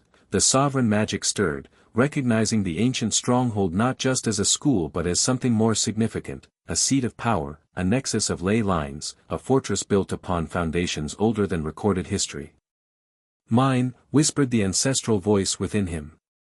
"Sworn to the crown since its first stone was laid." The thestral-drawn carriages carried them up the winding path toward the castle gates. Harry shared his carriage with Daphne, Ron, Hermione, and Professor Lupin, who had insisted on accompanying them from the train. The professor watched Harry with barely concealed curiosity, though he maintained a respectful silence about what he had witnessed. As they approached the gates, Harry noticed additional security, ministry officials in distinctive robes, their wands at ready as they inspected each carriage. Beside them stood Professor McGonagall, her stern expression suggesting deep disapproval of these procedures. "Ministry oversight," Daphne murmured. "Officially here because of Sirius Black, but I suspect they have secondary orders concerning you." Harry nodded, adjusting the glove he now wore on his right hand to conceal the signet ring. The temporary measure wouldn't fool anyone who had witnessed the incident on the train, but it might prevent further complications at the gates. When their carriage reached the checkpoint, McGonagall stepped forward, her eyes widening slightly at the sight of Harry's goblin escorts. Mr. Potter, she greeted him with characteristic formality, though Harry detected a new note in her voice, uncertainty, perhaps, or caution. The headmaster requests your presence in his office immediately upon arrival. Of course, Professor, Harry replied. One of the ministry officials moved closer, his wand raised in what he probably thought was a discreet scanning motion. The goblin guards tensed visibly. Standard security procedure, the official explained, not quite meeting Harry's eyes. Orders from the Department of Magical Law Enforcement. I don't recall Hogwarts falling under DMLE jurisdiction, Harry said mildly, even as the sovereign magic bristled at the intrusion. Unless educational policy has changed dramatically over the summer. McGonagall's lips thinned. It has not, Mr. Potter. These measures are temporary and, in my opinion, entirely unnecessary. She fixed the ministry official with a withering glare. You may lower your wand, Mr. Dawlish. Mr. Potter's identity is not in question. Reluctantly, the man complied. Harry noticed he kept his eyes carefully averted from the goblin guards, whose glamours had thinned enough to reveal their true nature to a trained observer.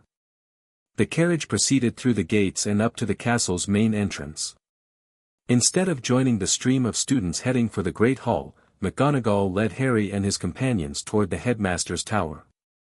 The goblin guards followed at a discreet distance, drawing curious stares from passing students and portraits alike. Professor, Harry said quietly as they climbed the stairs. May I ask if you were aware about my family's heritage? McGonagall's stride faltered momentarily. Not until recently, Mr. Potter, she admitted. When news reached Hogwarts of your awakening, certain pieces fell into place. Your father occasionally demonstrated unusual magical affinities that defied conventional explanation. What kind of affinities? An uncanny connection to the castle itself, she replied. Places revealing themselves to him that remained hidden to others. Creatures of the forest responding to his presence with unusual deference. Her expression softened slightly. We attributed it to natural talent and his considerable charm. Now I understand it was something more fundamental. They reached the stone gargoyle guarding Dumbledore's office.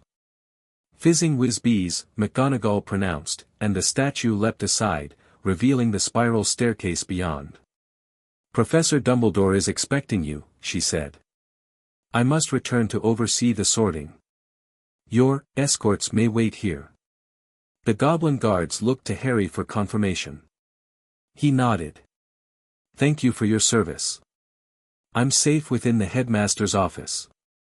Reluctantly, they took up positions flanking the gargoyle. Harry, Daphne, and Professor Lupin ascended the stairs, leaving Ron and Hermione to continue to the Great Hall with McGonagall. Dumbledore's office appeared much as Harry remembered it, circular, lined with portraits of previous headmasters, filled with delicate silver instruments that whirred and puffed. The headmaster himself stood by Fawkes's perch, stroking the phoenix's brilliant plumage. The bird trilled a greeting as they entered, the sound resonating strangely with Harry's awakened magic. Ah, Harry, Dumbledore said warmly. And Miss Greengrass. And Remus? I wasn't expecting you until after the feast. There was an incident on the train, Headmaster, Lupin explained. Dementors boarded, searching for Sirius Black. They encountered Mr. Potter and... He hesitated, glancing at Harry. And I reminded them of their ancient obligations, Harry finished. They won't trouble Hogwarts students again. Dumbledore's eyebrows rose nearly to his hairline. Indeed. That is most interesting. He gestured to the chairs arranged before his desk. Please, sit. We have much to discuss before the feast concludes. As they settled, Fawkes left his perch to glide across the room, landing with surprising delicacy on the arm of Harry's chair. The phoenix regarded him with intelligent eyes before deliberately bowing its head. Most interesting indeed, Dumbledore murmured. Fawkes rarely acknowledges anyone but me. Phoenixes were among the first magical creatures to ally with the sovereign bloodline, Daphne explained. They recognized the royal magic instinctively. Dumbledore nodded, taking his seat behind the desk. Which brings us to the matter at hand. Your return to Hogwarts, Harry, presents unique challenges, for you, for the staff, and for the school itself.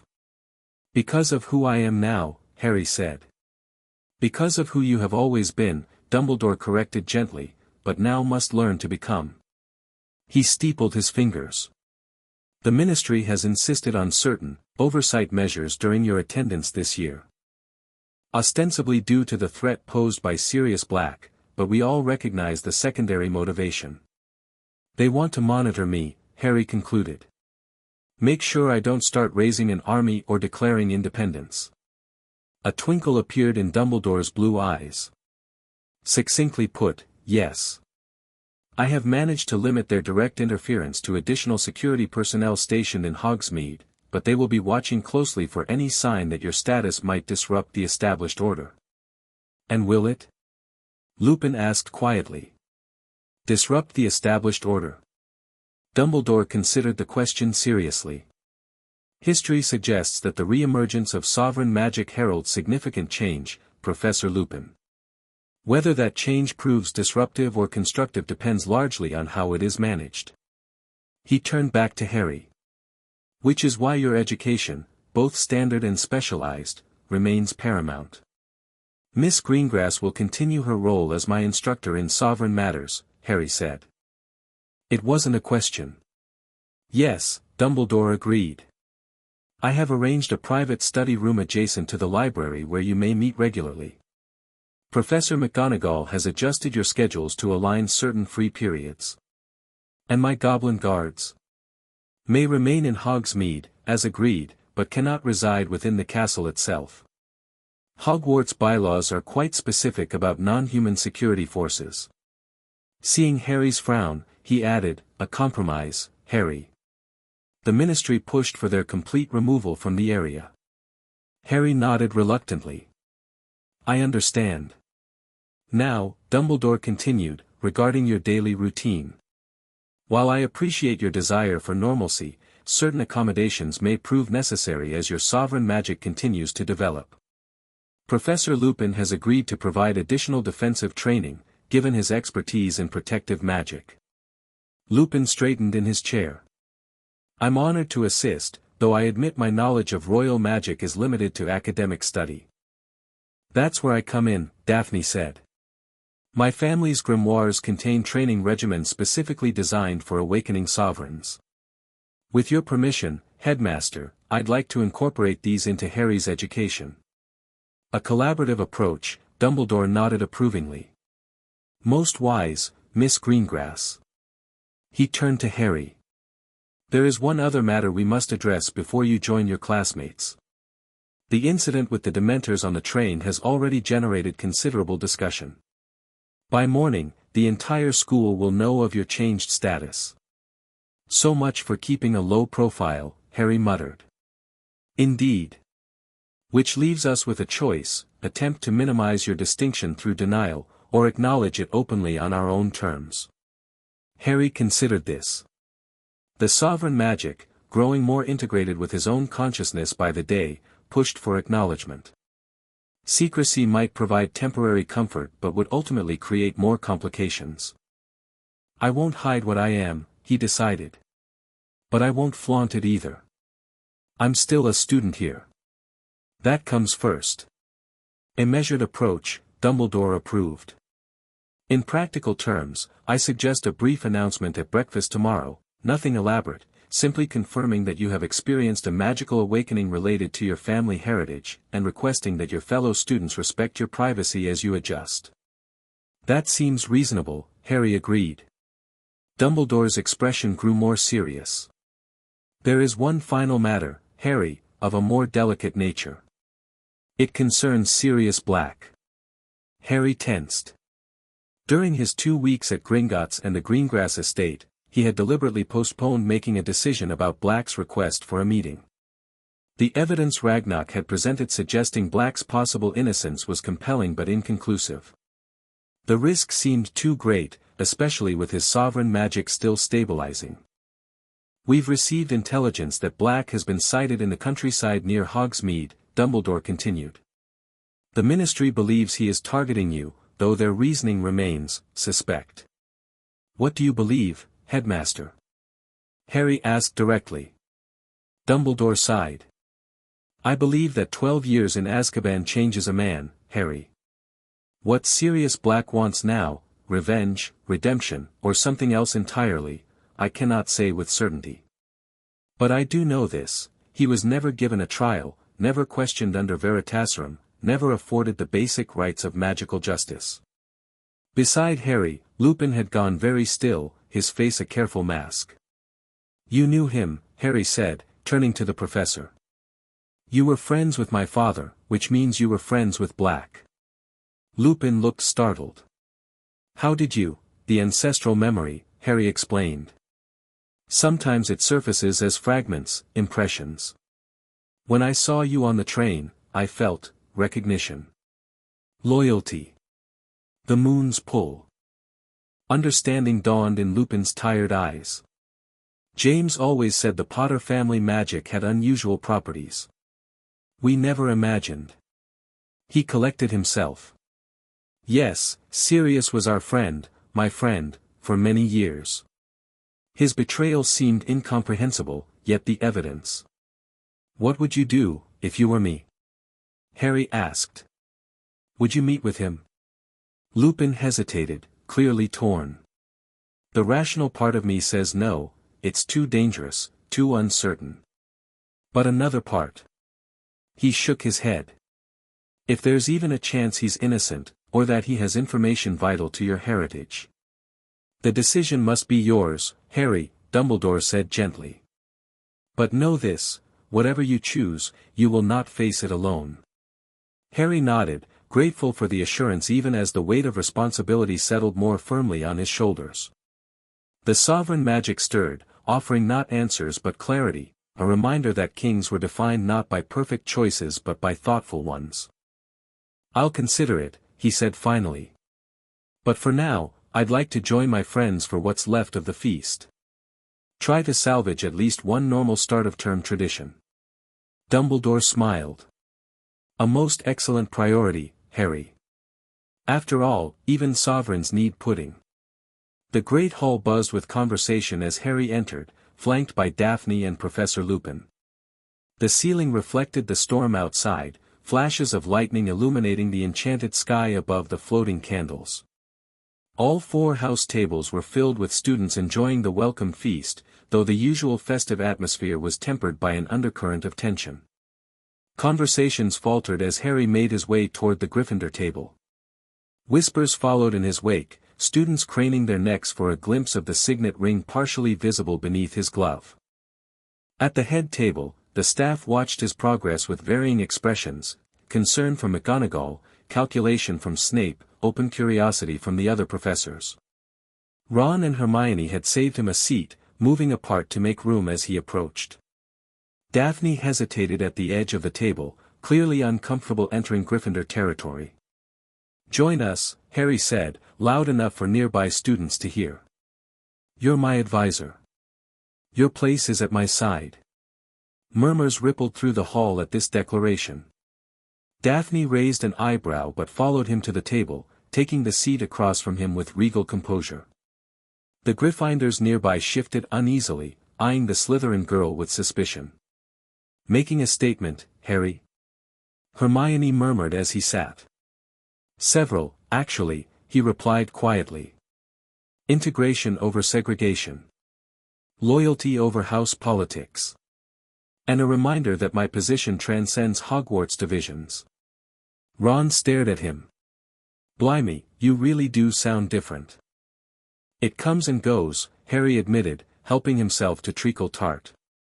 The familiar dessert provided a welcome sense of normalcy amid the evening's strangeness. The ancestral voice is stronger in formal situations, quieter during everyday moments. So, what happened with Dumbledore? Ron asked, keeping his voice low. Any news about Sirius Black? He's been sighted near Hogsmeade, Harry confirmed. Apparently still targeting me, though no one seems certain why. I have theories, Daphne said, delicately selecting a small portion of pudding. When the others looked at her expectantly, she continued, if Black truly was your father's friend and loyal to the royal line, he would have taken a magical oath as protector, standard practice among the sovereign's inner circle. Such oaths don't simply dissolve, they bind across generations. Meaning what, exactly? Hermione asked.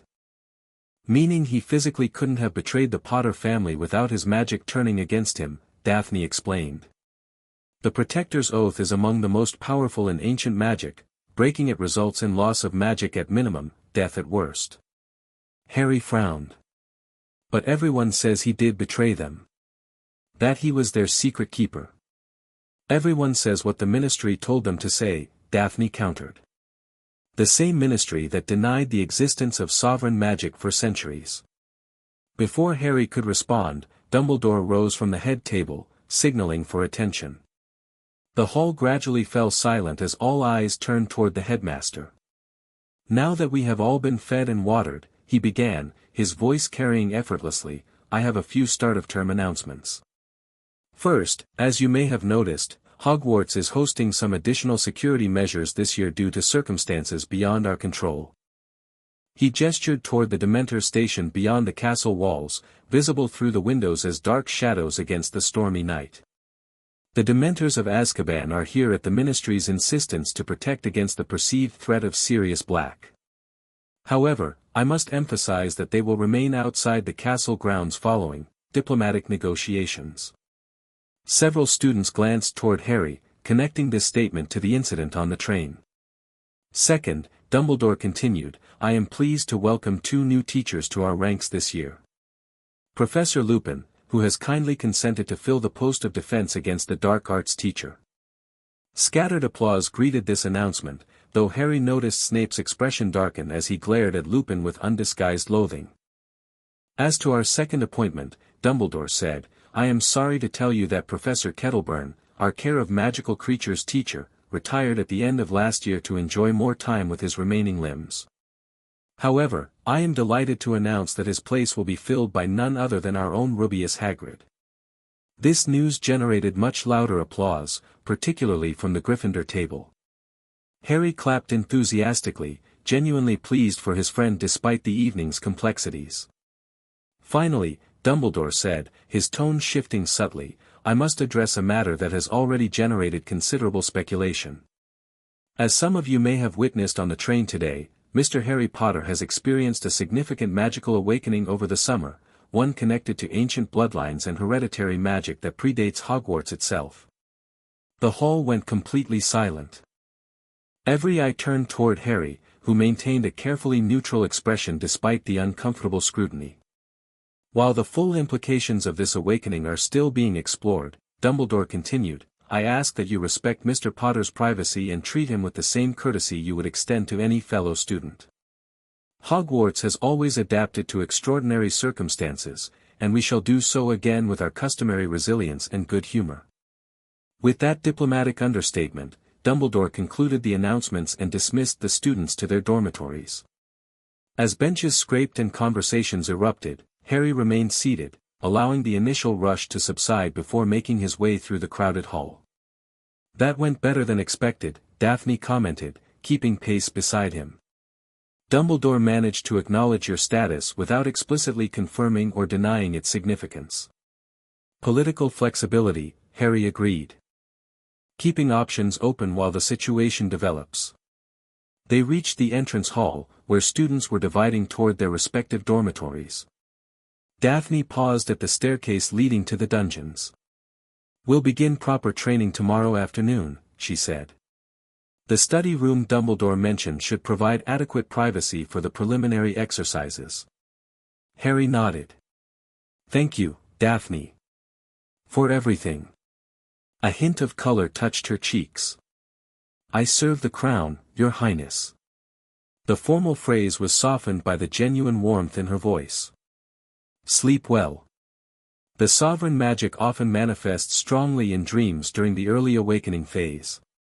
After she departed toward the Slytherin dormitories, Harry climbed the marble staircase with Ron and Hermione, conscious of the whispers and stares that followed their progress. "So," Ron said as they approached the portrait of the fat lady, "I reckon tomorrow's going to be interesting." Harry laughed, a genuine sound that momentarily dispelled the weight of responsibility. "Ron, I have a feeling interesting doesn't even begin to cover it." Morning brought confirmation of Ron's prediction. Harry descended to the common room to find it unusually full for so early an hour, with students of all years gathered in small clusters, conversations falling suspiciously silent as he appeared. "It's like first year all over again," he muttered to Ron as they made their way through the crowd. "Only worse." Outside the portrait hole, the situation deteriorated further. Students from other houses lingered in the corridors, straining for a glimpse of the sovereign, as they had apparently taken to calling him. Some bowed awkwardly as he passed, while others watched with skepticism or outright hostility. "Ridiculous," Hermione huffed as a group of second years scrambled out of their path.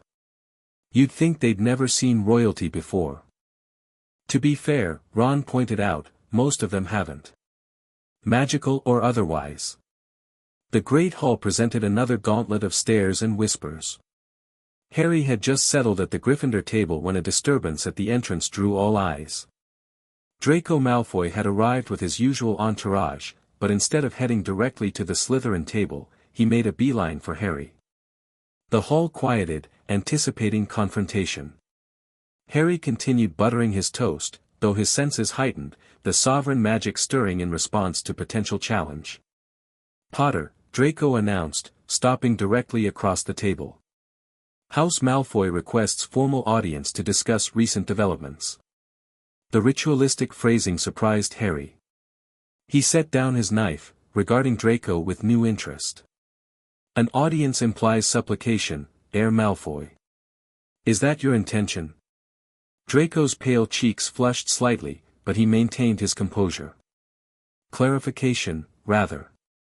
My father believes certain misunderstandings might be resolved through proper channels." Harry could read between the lines. Lucius Malfoy had reconsidered his position after learning of Harry's command over the Dementors. The political wind had shifted, and the elder Malfoy was adjusting his sails accordingly. "Very well," Harry said. "House Potter acknowledges House Malfoy's request. Terms to be arranged through appropriate intermediaries." Draco inclined his head, not quite a bow, but a significant concession from his previous attitude. "Acceptable." He turned to leave, then hesitated. "For what it's worth, Potter, that thing with the Dementors, impressive spell work." "It wasn't a spell," Harry replied evenly. "It was a command." Draco's eyes widened slightly before he controlled his expression. With a final nod, he departed for the Slytherin table, already pulling Crabbe and Goyle into hushed conversation. "What just happened?" Ron demanded once Draco was out of earshot. "Politics," Harry sighed. "Malfoy's father is recalculating his position. Can't afford to be openly hostile to someone who can control Dementors, even if he doesn't fully believe in the sovereign claim." "It's all so archaic," Hermione said disapprovingly. "These formal requests and audiences, it's like stepping back into the medieval period." For the ancient houses, the medieval period never really ended, Harry explained, surprising himself with the depth of understanding that came naturally now. Their customs, their magic, their very identity is rooted in traditions older than the ministry itself. "And now you're part of that world," Hermione observed. "I always was," Harry replied quietly. "I just didn't know it." The arrival of the Morning Post interrupted further discussion. Hundreds of owls streamed into the Great Hall, dropping letters and packages to waiting students. Among them, Harry spotted a magnificent eagle owl heading directly toward him, a rolled parchment secured to its leg with an elaborate wax seal. "That's a ministry owl," Ron identified it. "Official correspondence." The bird landed with precise dignity beside Harry's plate, extending its leg imperiously. Harry removed the parchment, noting the purple wax seal bearing the ministry's insignia. The owl accepted a piece of bacon before departing with a soft hoot. "What does it say?" Hermione asked as Harry unrolled the document. Harry scanned the formal text, his expression hardening. The Ministry is requesting my presence for examination by the Department of Mysteries next weekend. They want to verify the nature of my magical awakening. They can't do that. Ron protested. You're a student. They can't just summon you like you're a criminal or something. They're framing it as a health and safety measure, Harry explained. Concern for my well-being, ensuring the awakening isn't causing damage to my core, that sort of thing. But really they want to study you, Hermione concluded. Figure out how the sovereign magic works, maybe find a way to control or neutralize it. Harry nodded grimly. Exactly. You don't have to go, Ron said. Tell them to stuff it. It's not that simple. Harry folded the parchment carefully. Refusing gives them ammunition, proof I'm uncooperative, potentially dangerous. Playing into their hands would be worse, but outright defiance has its own risks. So what will you do? Hermione asked. Harry considered the question, feeling the now familiar clarity of the sovereign magic guiding his thoughts. Counter their move with one of my own. Accept the invitation but on my terms, neutral ground, observers of my choosing, limited scope. Political chess, Ron nodded approvingly. Dad says that's half of what happens at the Ministry anyway. Speaking of chess, Hermione interjected, checking her watch, we should get to class. Double potions first thing, and I doubt Snape will make allowances for royal business. Harry grimaced. Some things never change. As predicted, potions proved challenging. Snape regarded Harry with even more pronounced disdain than usual, his dark eyes occasionally flicking to the gloved hand where the signet ring remained partially concealed. Though he avoided direct confrontation, the potions master managed to convey his skepticism through subtle jabs about inflated self-importance and delusions of grandeur throughout the lesson. The day continued in similar fashion, classes proceeding normally on the surface, while undercurrents of curiosity, speculation, and in some cases outright awe followed Harry through the corridors. By afternoon, he was exhausted from maintaining his composure under constant scrutiny. You need to establish boundaries, Daphne advised when they met in the private study room Dumbledore had arranged. The space was comfortable if modest, a table with chairs, several bookshelves, and a small seating area near a narrow window overlooking the lake. The sovereign doesn't answer to every passing question or acknowledge every curious glance. I'm trying to balance approachability with authority, Harry explained, removing his glove and flexing his fingers. The signet ring gleamed in the afternoon light, its dragon sword emblem catching the sun. I don't want to become unapproachable. There's a difference between approachability and vulnerability, Daphne countered, placing a leather-bound tome on the table. The sovereign magic responds to how you present yourself. Project weakness, and it withdraws. Project strength, and it flourishes. So I should act more royal? Harry asked skeptically. You should act more centered, Daphne clarified. More certain. The magic doesn't require arrogance, but it does require conviction.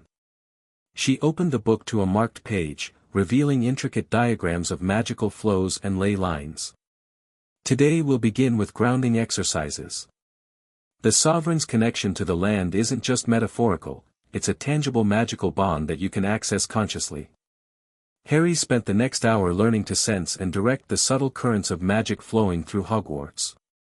The castle, he discovered, was far more magically complex than he'd ever realized, built at the convergence of 7 major ley lines, its foundations incorporating stones from sacred sites across Britain, its very architecture designed to channel and amplify magical energies.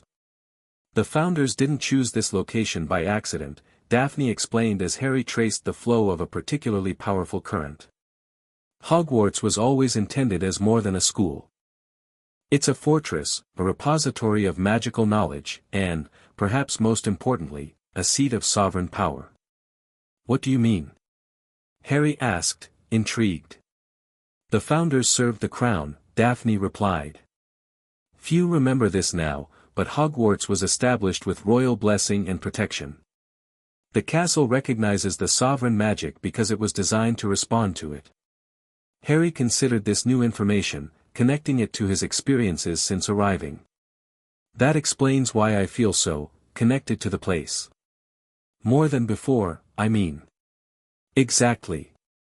The castle is awakening to your presence, just as you're awakening to your heritage. Daphne smiled slightly. Try something. Place your hand against the wall and focus your intent.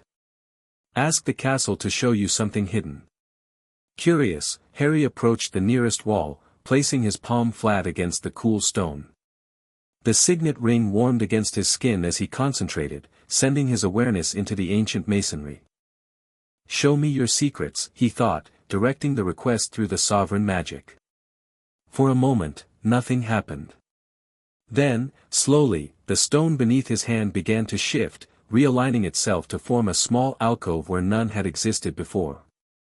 Within the recess lay a dusty, leather-bound book, its cover emblazoned with the same dragon and sword emblem as his signet ring. What is this? Harry asked, carefully removing the tome. Daphne's eyes widened. The Sovereign's Chronicle. It's mentioned in our family records, but I've never seen it.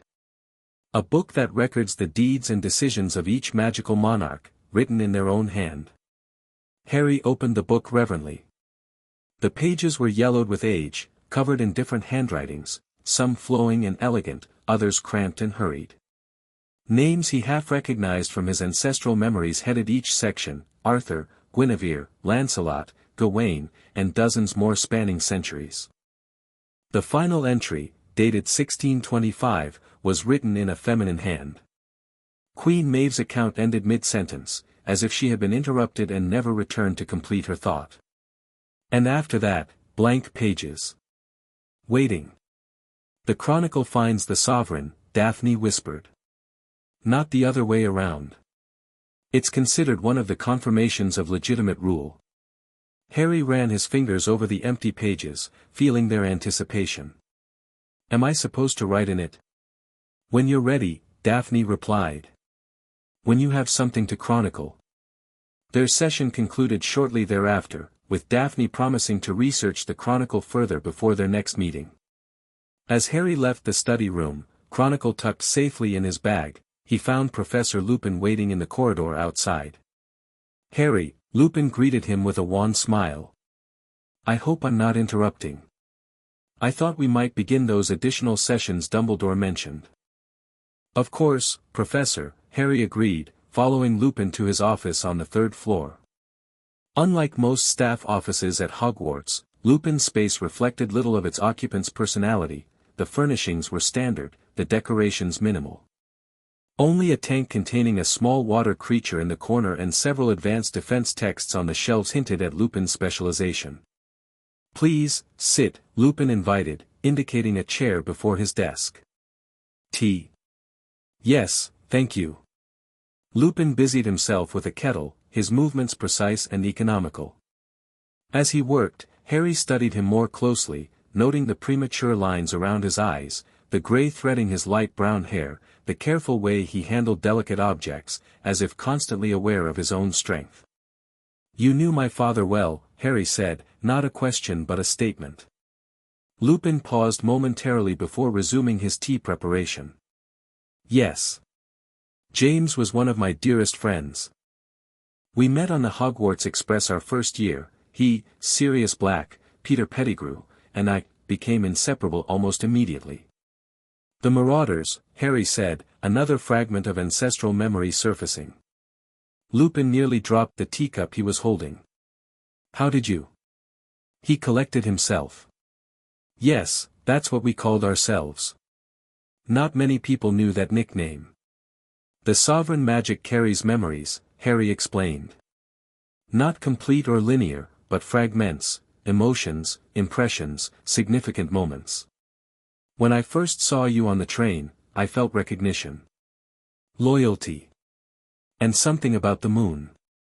Lupin set the teacup down with exaggerated care. The moon, he repeated neutrally. Interesting.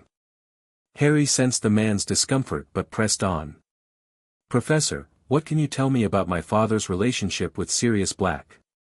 Everyone says Black betrayed my parents, but Daphne Greengrass suggests that would have been magically impossible if he'd taken a protector's oath to the royal line." For a long moment, Lupin didn't respond, his expression torn between caution and something that looked surprisingly like hope. Finally, he said, "Sirius was more than James's friend. They considered each other brothers. When you were born, James named Sirius your godfather, a magical bond, not just an honorary title. That doesn't sound like someone who would betray us to Voldemort." "No," Lupin agreed quietly. "It never did." Which made the evidence against him all the more damning. He met Harry's gaze directly. "What are you suggesting, Harry?" "I'm not suggesting anything yet," Harry replied carefully. "I'm gathering information. Black has requested a meeting with me. Before I decide whether to grant it, I need to understand who he really was, to my father, to my family line." Lupin exhaled slowly. "If, and this remains a significant if, Sirius is innocent, he would indeed be bound by ancient oaths to protect you. The Black family served as guardians to the royal line for generations. Sirius rejected most of his family's traditions, but that particular duty he took very seriously. Seriously enough to become my father's secret keeper during the war. That was the plan," Lupin confirmed. "But at the last minute." He frowned, as if trying to recall a faded memory. "There was talk of a change. A double bluff to protect your family. But everything happened so quickly at the end, Voldemort's attack, your parents' deaths, Sirius's capture." Harry absorbed this information, feeling pieces shifting in a puzzle still largely incomplete. "Thank you for your honesty, Professor. It helps." "Harry," Lupin said, his voice suddenly urgent, "if you do decide to meet with Sirius, promise me you won't go alone. Whatever the truth of his innocence or guilt, 12 years in Azkaban changes a man. He may not be the person I remember." "I understand," Harry assured him. "And I promise." Their conversation shifted to more immediate concerns, the additional defensive training Dumbledore had suggested, strategies for managing the sovereign magic in potentially volatile situations, and practical exercises to strengthen Harry's magical control. By the time they finished, the sun had begun to set, casting long shadows through the office windows. As Harry prepared to leave, Lupin said, "One last thing. This belonged to your father." He handed Harry a folded piece of parchment, blank and seemingly ordinary. "He would want you to have it, especially now." Harry accepted the parchment, feeling a faint magical resonance as it touched his hand. "What is it?" Lupin smiled enigmatically.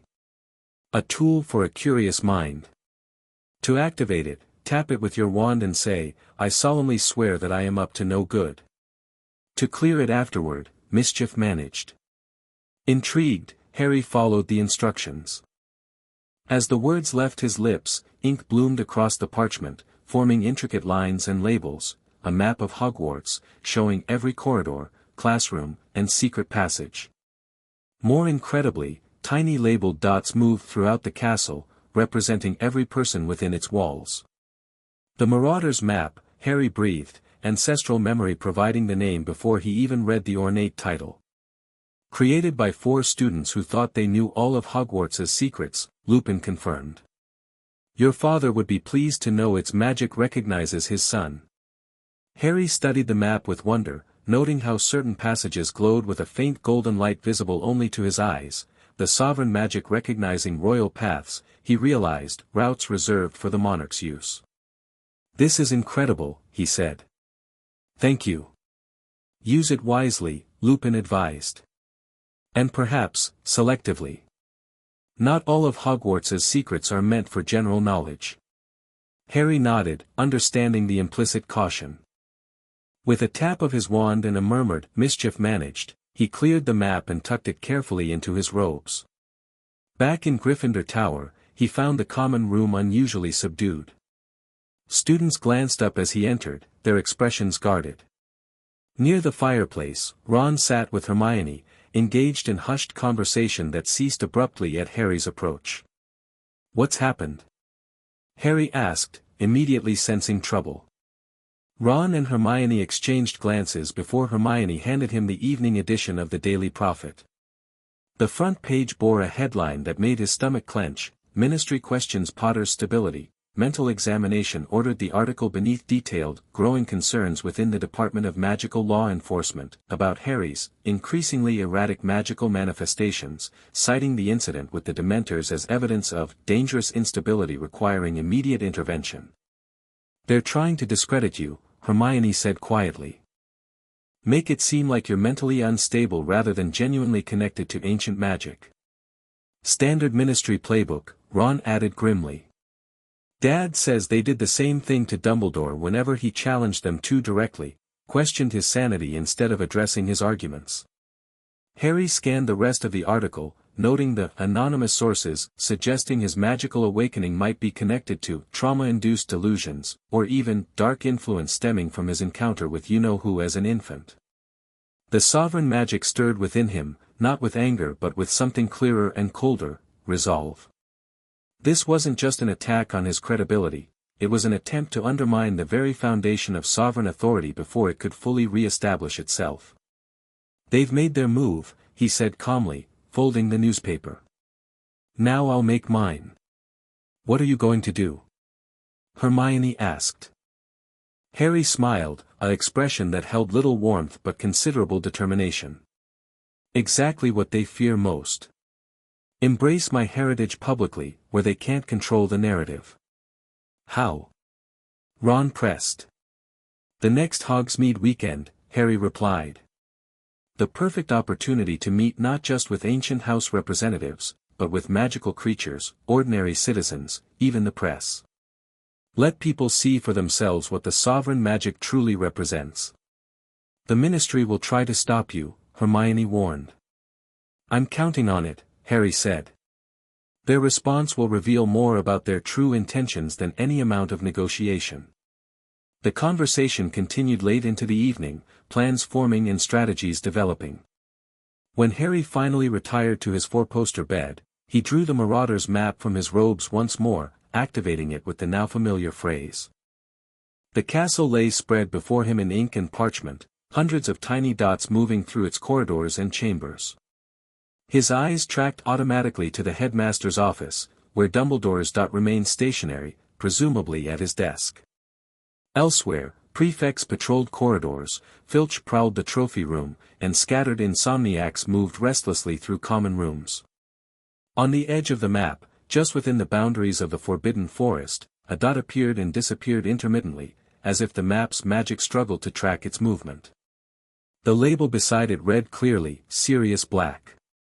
Harry stared at the name, watching as it flickered in and out of existence along the forest's perimeter.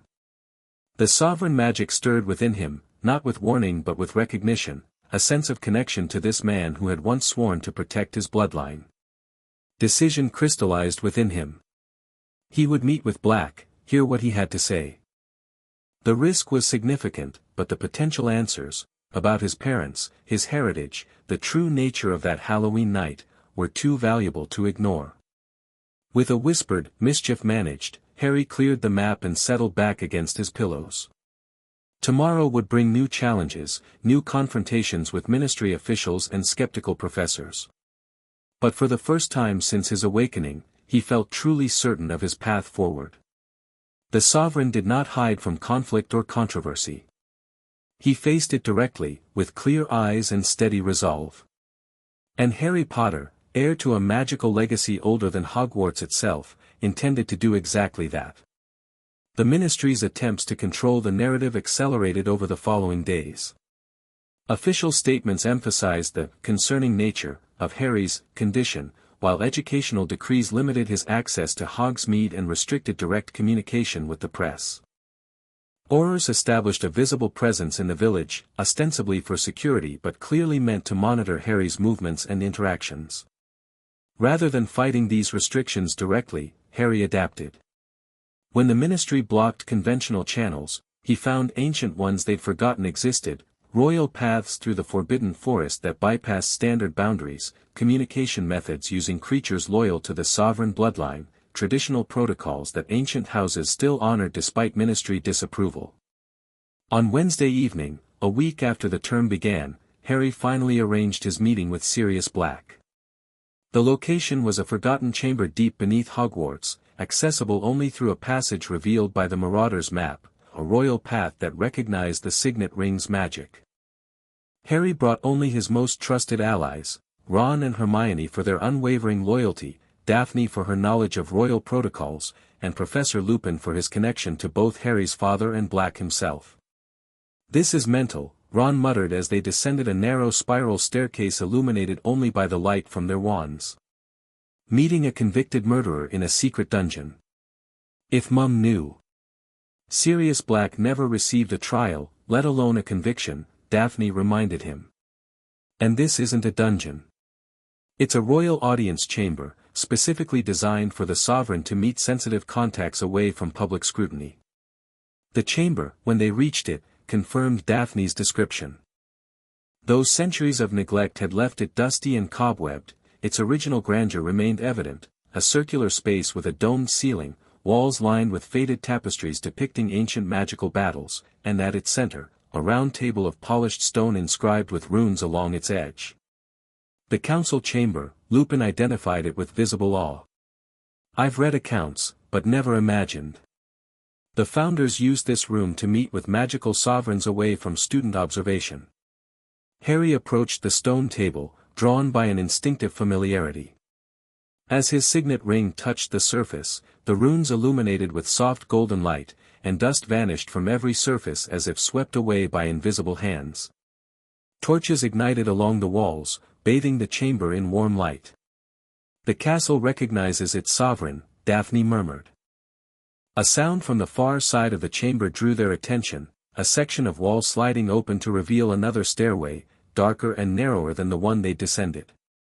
A figure emerged from the shadows, thin to the point of gauntness, with matted black hair and ragged prison robes.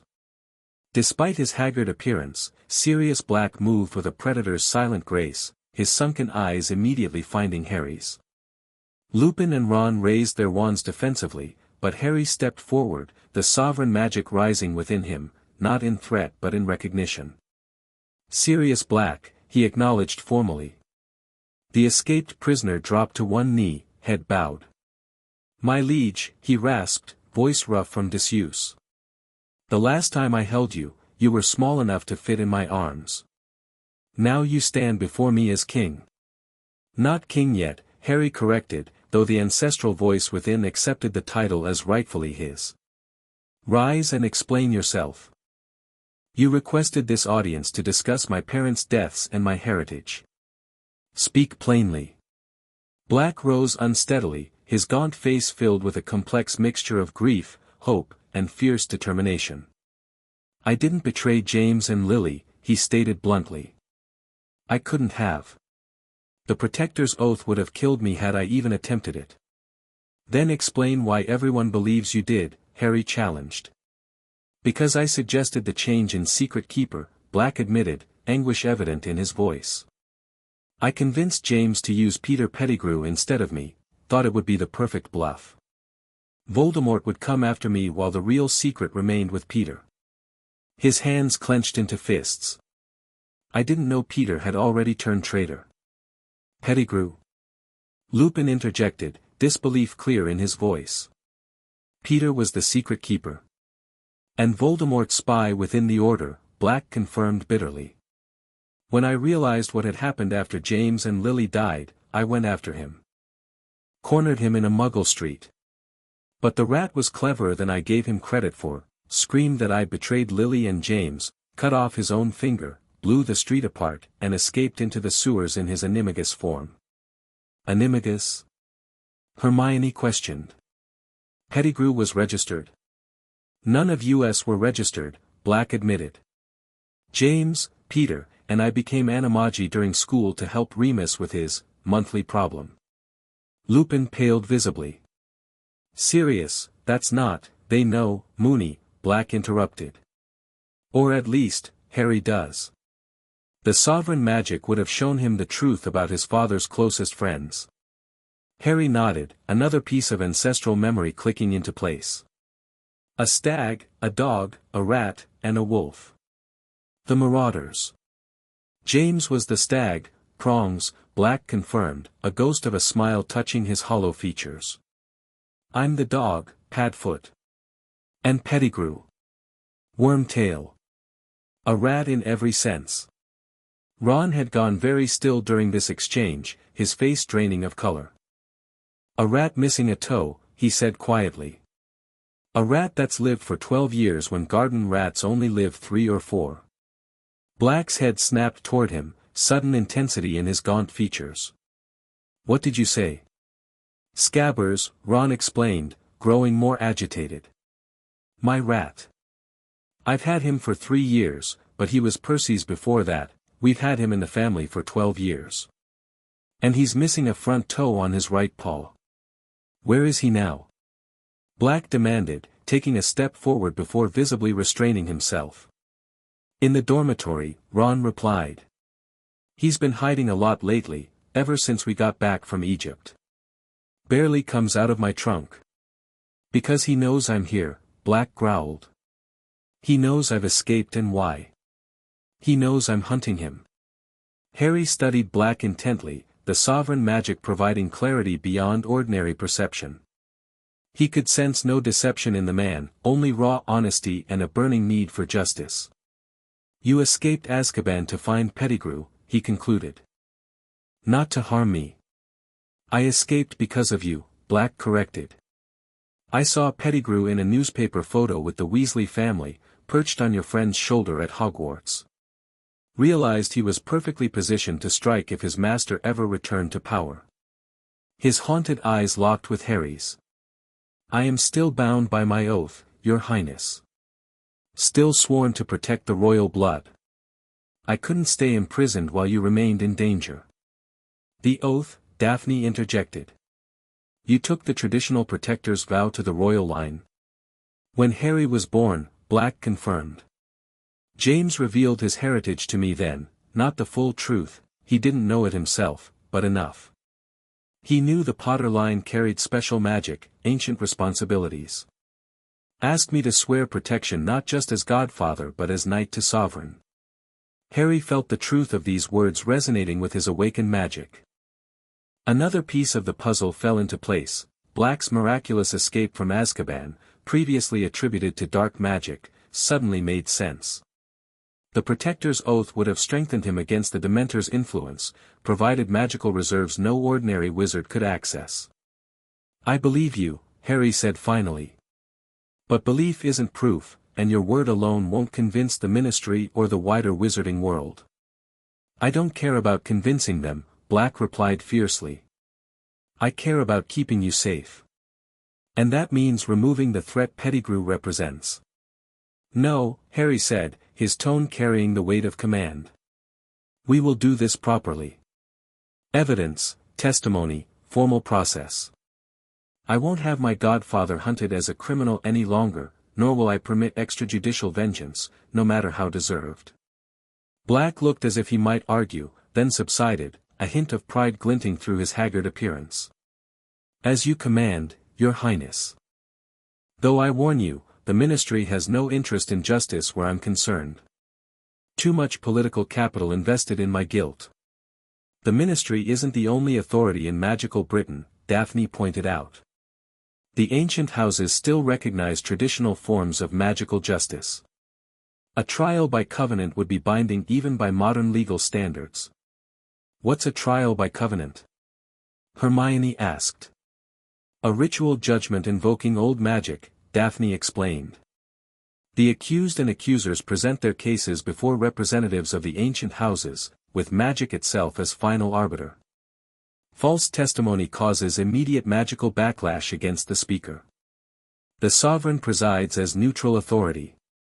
Like magical lie detection. Ron suggested. Far more comprehensive, Lupin corrected. Old magic doesn't just detect lies, it reveals intentions, examines souls. No one survives giving false testimony in a trial by covenant. Harry considered the implications. Such a trial would provide irrefutable proof of Black's innocence while simultaneously exposing Pettigrew's guilt. However, it would also force him to publicly embrace his sovereign status in a way that couldn't be dismissed or downplayed. The moment of decision had arrived sooner than anticipated. "We'll proceed with the trial by covenant," he declared. "But first, we need to secure Pettigrew. If he suspects we're onto him, he'll flee." "I can help with that," Lupin offered. "There are containment spells specifically designed for animagi, prevents transformation and escape." "And I'll contact my father," Daphne added. "House Greengrass can formally request the trial on your behalf, gather the necessary ancient house representatives." "How soon?" Harry asked. "The next Hogsmeade weekend," Daphne suggested. 3 days from now. The ancient houses can assemble by then, and the village's neutral territory makes it an appropriate venue. Plans formed quickly after that. Lupin and Ron would secure Pettigrew that very night, using the Marauder's map to ensure they caught him in rat form. Daphne would handle the diplomatic arrangements with the ancient houses, while Hermione researched the trial by Covenant's protocols to ensure everything proceeded correctly. As for Black, he would remain hidden in the Forbidden Forest, protected by creatures loyal to the sovereign bloodline, centaurs and hippogriffs who recognized the legitimacy of Harry's claim and extended that protection to his sworn defender. Before they parted, Black pulled Harry aside for a private word. The gaunt man's eyes, though haunted by years of suffering, held a fierce clarity as he spoke. "Your father would be proud," he said quietly. "Not of the title or the power, but of how you're handling it, with conscience, with purpose." "I barely remember him," Harry admitted. "Just fragments, impressions." "The sovereign magic will help with that," Black replied. "It preserves memories across generations, ensures nothing truly important is lost." He hesitated, then added, "There's something else you should know. About your mother." "What about her?" "Lily wasn't just a brilliant witch who happened to marry into the royal line," Black explained. "James believed, and I think he was right, that magic guided them together for a reason. Your mother carried her own ancient heritage, different but complementary to the Potter line." "What heritage?" "That's the question, isn't it?" Black smiled sadly. James was still trying to unravel it when everything happened. But he found references to other bloodlines, magical legacies connected to the elements, to wild magic rather than governance. He believed your mother's family descended from one such line, though it had been dormant for generations before awakening in her. This revelation sent Harry's thoughts spinning. His mother's heritage, another piece of the puzzle he hadn't known existed. Another dimension to his awakening magic that might explain why it manifested differently than historical accounts suggested. "I need to know more," he said. "And you will," Black promised. "Once my name is cleared, once I'm free to act openly as your godfather and protector, we'll find the answers together."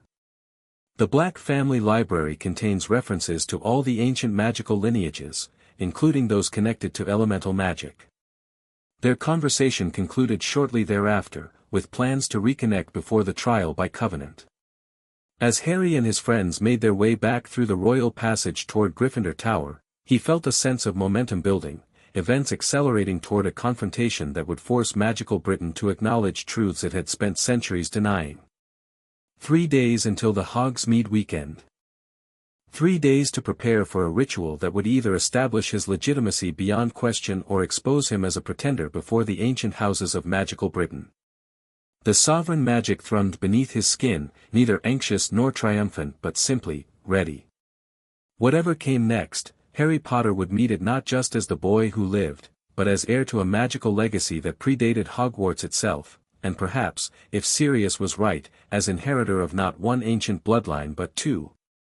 News of the impending trial by Covenant spread through Hogwarts like wildfire, despite attempts at discretion.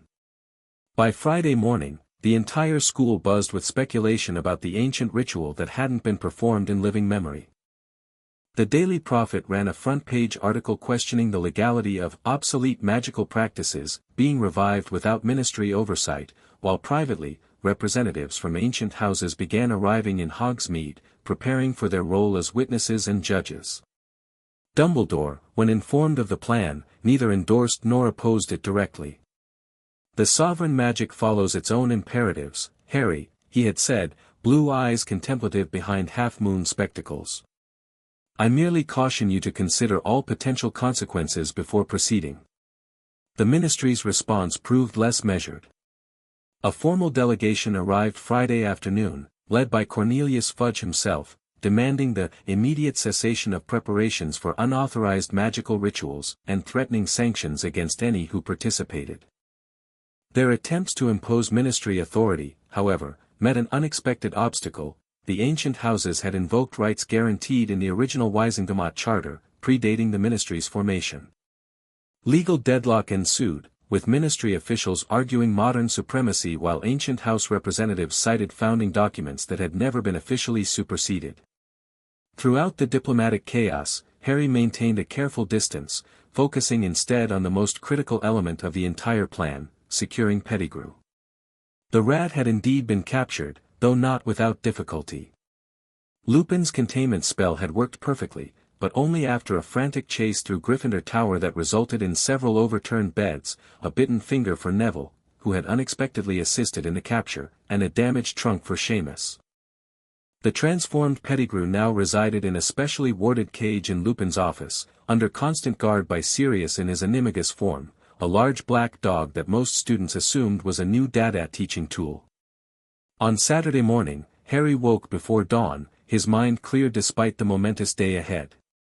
The sovereign magic had stabilized further during recent days, integrating more completely with his own consciousness until the distinction between ancestral guidance and personal intuition had blurred almost to invisibility. He no longer experienced the jarring shifts between his ordinary self and the royal persona. Instead, both aspects had merged into a more complex but unified whole. Dressing carefully in the formal robes Daphne had arranged, deep crimson with gold and black embroidery, the colors of royal authority, Harry studied his reflection in the dormitory mirror. The boy who looked back at him appeared older somehow, his green eyes holding a depth and certainty that transcended his 13 years.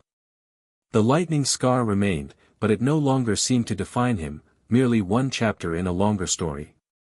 Ready for this? Ron asked, emerging tousle-haired from his own four-poster.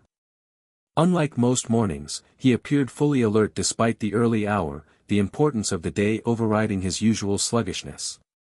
As ready as I'll ever be, Harry replied, adjusting the signet ring on his right hand. The dragon and sword emblem caught the early morning light, glinting with purpose. You know, Ron said, watching him with unexpected seriousness, when all this started, I thought it might change things between us. You being royalty and all. Has it? Harry asked, genuinely concerned. Ron considered the question thoughtfully. Yes and no. You're different, calmer, more. I dunno, centered. But you're still you underneath it all. Still my best mate who'd rather play Quidditch than study and can't talk to pretty girls without going red. He grinned. Well, except Daphne, I suppose. Harry felt heat rise to his cheeks. Daphne's my advisor. It's different. Sure it is, Ron smirked. That's why you get that stupid look whenever she explains some ancient ritual or other. I do not, Harry began indignantly, then caught himself, recognizing the teasing for what it was, Ron's way of maintaining normalcy amid extraordinary circumstances. She's just, impressive, that's all. Aha. Ron's grin widened. Come on, Your Majesty. Let's get some breakfast before you have to go judge people with ancient magic and stuff. The Great Hall was unusually full for so early on a weekend. Students from all houses gathered to gossip about the day's anticipated events. As Harry entered with Ron, conversations faltered momentarily, then resumed with increased intensity. His formal attire hadn't gone unnoticed, confirming rumors that something significant was indeed planned. At the Gryffindor table, Hermione had saved them seats, her own appearance more polished than usual. She'd tamed her bushy hair into a neat arrangement and wore formal robes in a conservative style, appropriate for the official witness role she would fulfill during the trial. "Everything's ready," she reported quietly as they sat. "Daphne's father arrived an hour ago with representatives from houses Longbottom, Bones, and Abbott. They're preparing the ritual site now." "Where exactly is this happening?" Ron asked between mouthfuls of toast. "The Standing Stones," Hermione replied. "That circular formation on the hill overlooking Hogsmeade. Apparently it's one of the original magical judgment sites from before the Wizengamot existed." "And the Ministry?" Harry inquired. "Any further attempts to interfere?" Hermione's expression grew troubled. "They've stationed Aurors throughout the village, and there are rumors Fudge has authorized Dementors to patrol the perimeter, despite your previous command." Harry frowned at this news. The Dementors' presence constituted a direct challenge to his authority, a test, perhaps, of how seriously they took his previous demonstration of sovereign power. "They're pushing for confrontation," he observed. "Forcing me to either assert authority or back down." "Politics," Hermione agreed grimly. "Fudge can't afford to let an alternative source of authority establish itself without resistance. His entire position depends on the Ministry's supremacy." "What will you do?" Ron asked. Before Harry could answer, Daphne approached their table, her usual composure slightly strained. She wore formal robes in greengrass colors, deep blue with silver accents, and carried a sealed parchment bearing several ornate wax seals. "Your Highness," she addressed him with unusual formality, conscious of the many ears listening nearby. "The ancient houses await your presence. The ritual preparations are complete." Harry nodded, rising from his half-eaten breakfast. "Then let's not keep them waiting." As they made to depart, Professor McGonagall intercepted them at the entrance hall, her expression severe though not unkind. "Mr. Potter," she said quietly, "the headmaster asked me to inform you that while Hogwarts remains neutral in this matter, the castle itself has certain opinions regarding legitimate authority. Should you require assistance of an architectural nature, you need only ask." The cryptic message took Harry aback momentarily before understanding dawned. Dumbledore was offering Hogwarts itself as an ally, should Ministry interference become problematic, a significant statement from a man whose position required official neutrality. "Please thank the headmaster for his message," Harry replied. "I'll bear it in mind." Outside the castle, an unusual procession awaited, Professor Lupin carrying a reinforced cage covered with a cloth, Neville Longbottom looking nervous but determined in formal robes bearing his family crest, and most surprisingly, Professor Snape, his black robes even more severe than usual. "Professor Snape has agreed to serve as potions master for the ritual," Daphne explained, noting Harry's questioning look. "The trial by covenant requires certain preparations that fall within his expertise." Snape inclined his head slightly, not quite a bow, but a formal acknowledgement. "I serve the ritual, not individuals," he stated coolly. "The integrity of ancient magical practices transcends personal considerations." "I appreciate your participation nonetheless," Harry replied with equal formality. The procession made its way down the path toward Hogsmeade, gathering additional members as they progressed, Augusta Longbottom in an imposing vulture-topped hat, Susan Bones accompanied by her Aunt Amelia, head of the DMLE, Hannah Abbott and her father, a distinguished wizard whose family had served as record-keepers for the Wizengamot since its inception. By the time they reached Hogsmeade, they numbered nearly 20, representatives from ancient houses, ritual specialists, and witnesses. Ministry Aurors watched their progress with visible unease, maintaining distance but clearly tracking their movements. The Standing Stones occupied a small hilltop overlooking the village, 7 weathered monoliths arranged in a perfect circle around a central altar stone. Though unremarkable to casual observation, Harry sensed the immense magical significance of the site as they approached. The sovereign magic resonated with the ancient stones, recognizing a place where royal justice had been dispensed for centuries before ministry courts existed. A larger crowd had gathered around the site's perimeter, curious villagers, Hogwarts students who had slipped away to witness the historic event, reporters from various magical publications, and a contingent of ministry officials looking distinctly uncomfortable as the ancient houses took formal positions within the stone circle. Cyrus Greengrass stepped forward as they arrived, bowing deeply to Harry before addressing the assembled crowd. By right of ancient charter and magical covenant, the houses of Sacred 28 invoke the trial by covenant, with His Royal Highness Harry James Potter, heir of Pendragon, presiding as sovereign arbiter. Murmurs rippled through the onlookers. Near the back, Harry spotted Cornelius Fudge conferring urgently with Percy Weasley and several other ministry representatives, their expressions ranging from concern to outright alarm. The accused, Sirius Orain Black, comes willingly to stand judgment, Greengrass continued, gesturing to the edge of the forest where a gaunt figure emerged, flanked by centaur guardians. The witness, Peter Pettigrew, comes under compulsion to provide testimony. At this, shocked exclamations erupted. Pettigrew had been believed dead for 12 years, posthumously awarded an Order of Merlin for his supposed heroism in confronting Black. His appearance, even in transformed state within the covered cage Lupin carried, represented a fundamental challenge to the official narrative.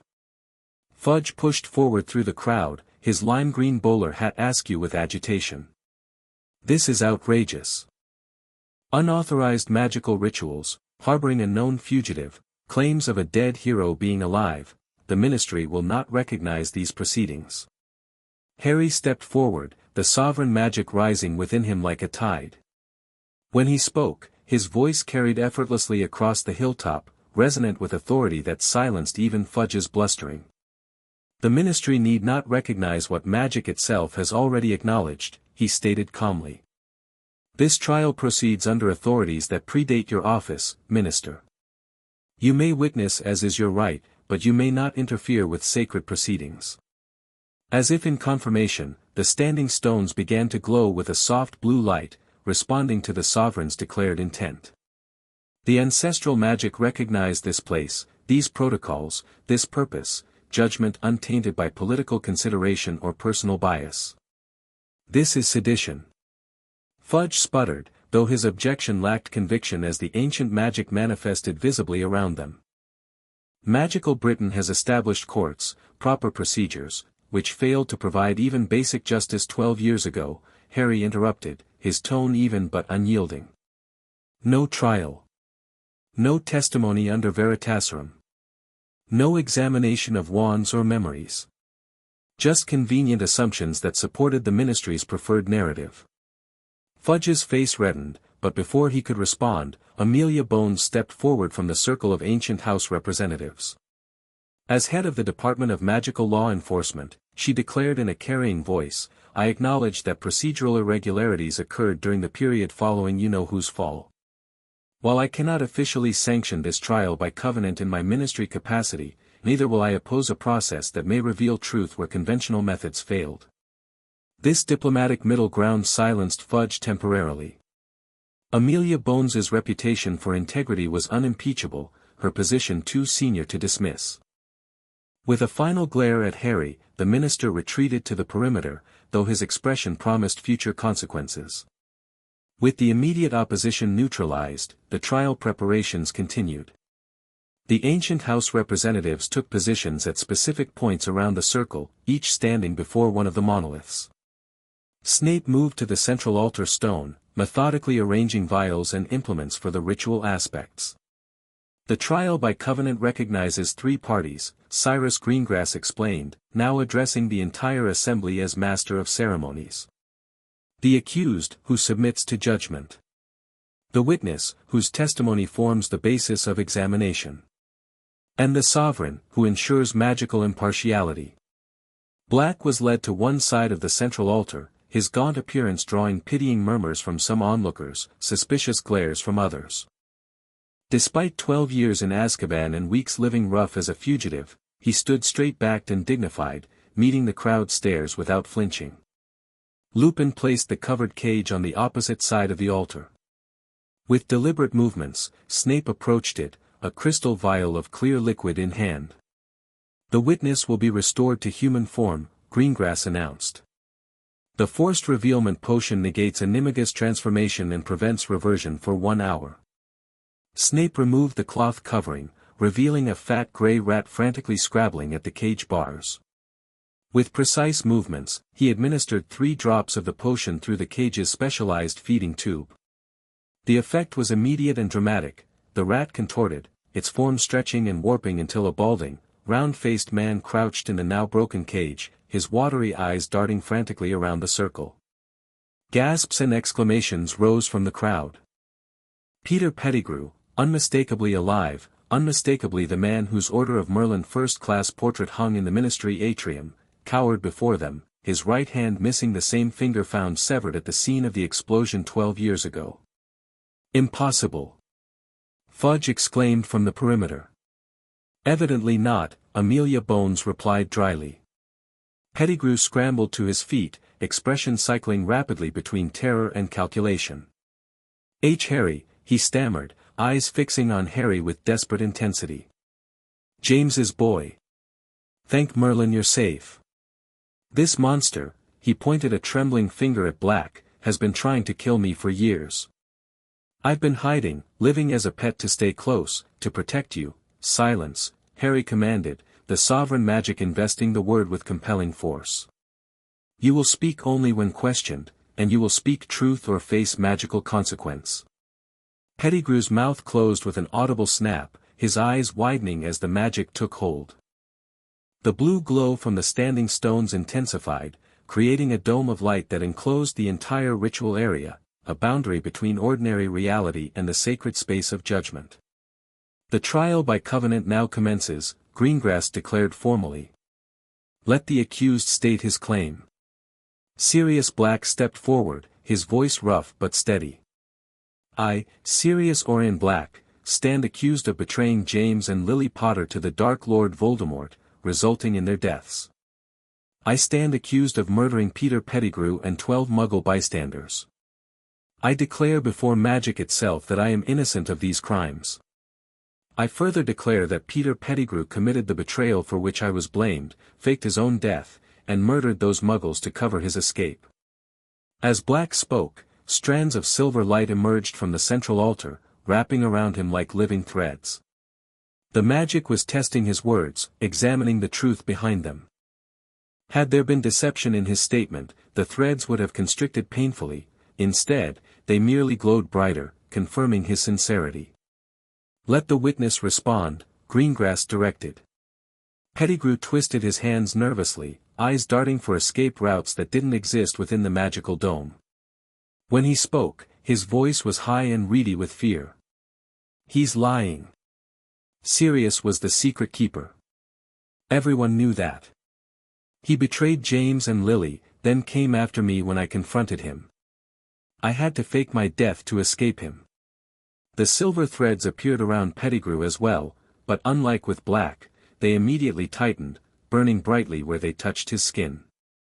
He yelped in pain, trying unsuccessfully to brush them away. The Covenant detects falsehood, Greengrass declared unnecessarily. The witness will try again, with truth, or suffer increasing consequences. Pettigrew's face contorted with fear and calculation. It's complicated. Sirius convinced James to switch secret keepers at the last minute. It was supposed to be him, but he thought he was too obvious a choice. They asked me instead, as a bluff. But I was frightened. The Dark Lord was everywhere, all-powerful. He would have tortured me to death. The threads loosened slightly, recognizing partial truth, but remained tight enough to cause obvious discomfort. So you betrayed them willingly? Harry asked, his voice deadly quiet. Pettigrew's watery eyes found his, pleading. You don't understand what it was like. The Dark Lord, his powers. No one could stand against him. What would you have done? Died rather than betray my friends, Black snarled from across the altar. The silver threads around Pettigrew tightened further as the evasion registered as intentional deception. He squealed in pain, dropping to his knees. Yes. Yes, I told him. I became his servant. I had no choice. And the Muggles? Amelia Bones interjected sharply. The explosion that allegedly killed you? Pettigrew's face twisted in a grotesque mixture of fear and cunning. That was, I panicked when Sirius cornered me. I didn't mean to hurt anyone. The spell was more powerful than I expected. Again, the threads constricted, burning brighter where they detected partial truth masking deeper deception. You cast that explosion deliberately, Harry stated, the sovereign magic providing clarity that transcended ordinary insight. You cut off your own finger to leave as evidence, transformed into a rat, and escaped through the sewers, all planned in advance. Pettigrew stared at him with growing horror, recognizing that ordinary lies wouldn't work against the sovereign's perception enhanced by covenant magic. The old magic sees through you, Pettigrew, Harry continued relentlessly. Every calculation, every betrayal, every moment you spent in my home as my friend's pet while knowing you had orphaned me. The combined weight of accusation and magical compulsion finally broke through Pettigrew's resistance. He collapsed completely, the silver threads now binding him tightly as his confession poured forth, how he had spied for Voldemort for months before becoming secret keeper, how he had planned his escape well in advance, how he had chosen the Weasley family deliberately to stay close to Harry, waiting for his master's potential return. The crowd listened in horrified silence as the truth emerged, piece by damning piece. When Pettigrew finally fell silent, exhausted by forced honesty, Harry turned to address the assembly. The Covenant has revealed truth, he declared. Sirius Black is innocent of all charges wrongfully attributed to him. Peter Pettigrew stands guilty of betrayal, murder, and 12 years of calculated deception. He turned to Amelia Bones. As head of magical law enforcement, I entrust Pettigrew to your custody for formal processing and punishment according to modern law. His confession under covenant magic is binding and admissible in all courts. Bones nodded solemnly. The department will ensure justice is properly administered this time. Harry then faced Sirius, the sovereign magic guiding him through formal declarations he'd never consciously learned but now flowed naturally. Sirius Orain Black, the Covenant finds you blameless. Your name is cleared, your honor restored. As sovereign, I recognize your continued oath as godfather and protector, if you choose to maintain it. Sirius dropped to one knee, his gaunt face transformed by fierce joy and renewed purpose. I renew my oath gladly, your highness. My magic, my loyalty, my life remain in service to the royal blood. As he spoke these words, golden light spiraled up from the ground, encircling both him and Harry, the visible manifestation of the Protector's oath reaffirmed. The magic sealed their connection, formalizing what had always been true beneath the years of separation and false accusation. With the ritual judgments complete, the blue dome of covenant magic began to dissipate, the standing stones gradually returning to their ordinary weathered appearance. Ministry Aurors moved forward to take Pettigrew into custody, while representatives from ancient houses approached Harry to formally acknowledge the trial's outcome. Fudge remained at the perimeter, his expression a complicated mixture of political calculation and genuine shock. The undeniable revelation of Pettigrew's survival and guilt had undermined the ministry's position significantly, both regarding Black's innocence and, by extension, their dismissal of Harry's sovereign claim. Well played, Your Highness, Cyrus Greengrass murmured as he joined Harry. The trial has accomplished multiple objectives simultaneously, establishing the legitimacy of ancient protocols, demonstrating sovereign justice, clearing your godfather's name, and forcing the ministry to acknowledge a significant failure of their vaunted system. It wasn't about political advantage, Harry replied, though he recognized the truth in Greengrass's assessment. It was about justice long delayed. The best political victories are always those rooted in genuine principle, Greengrass noted with approval. The ancient houses will remember that the sovereign restored what modern courts failed to provide, truth revealed through magic itself, untainted by bureaucracy or corruption. As the crowd began to disperse, Harry found himself surrounded by his closest allies, Ron, Hermione, Daphne, Lupin, and now Sirius, standing straighter already despite his haggard appearance. Together they made their way down the hillside toward Hogsmeade proper, the weight of the morning's event settling into historical significance with each step. They had nearly reached the village when a wave of unnatural cold swept over them.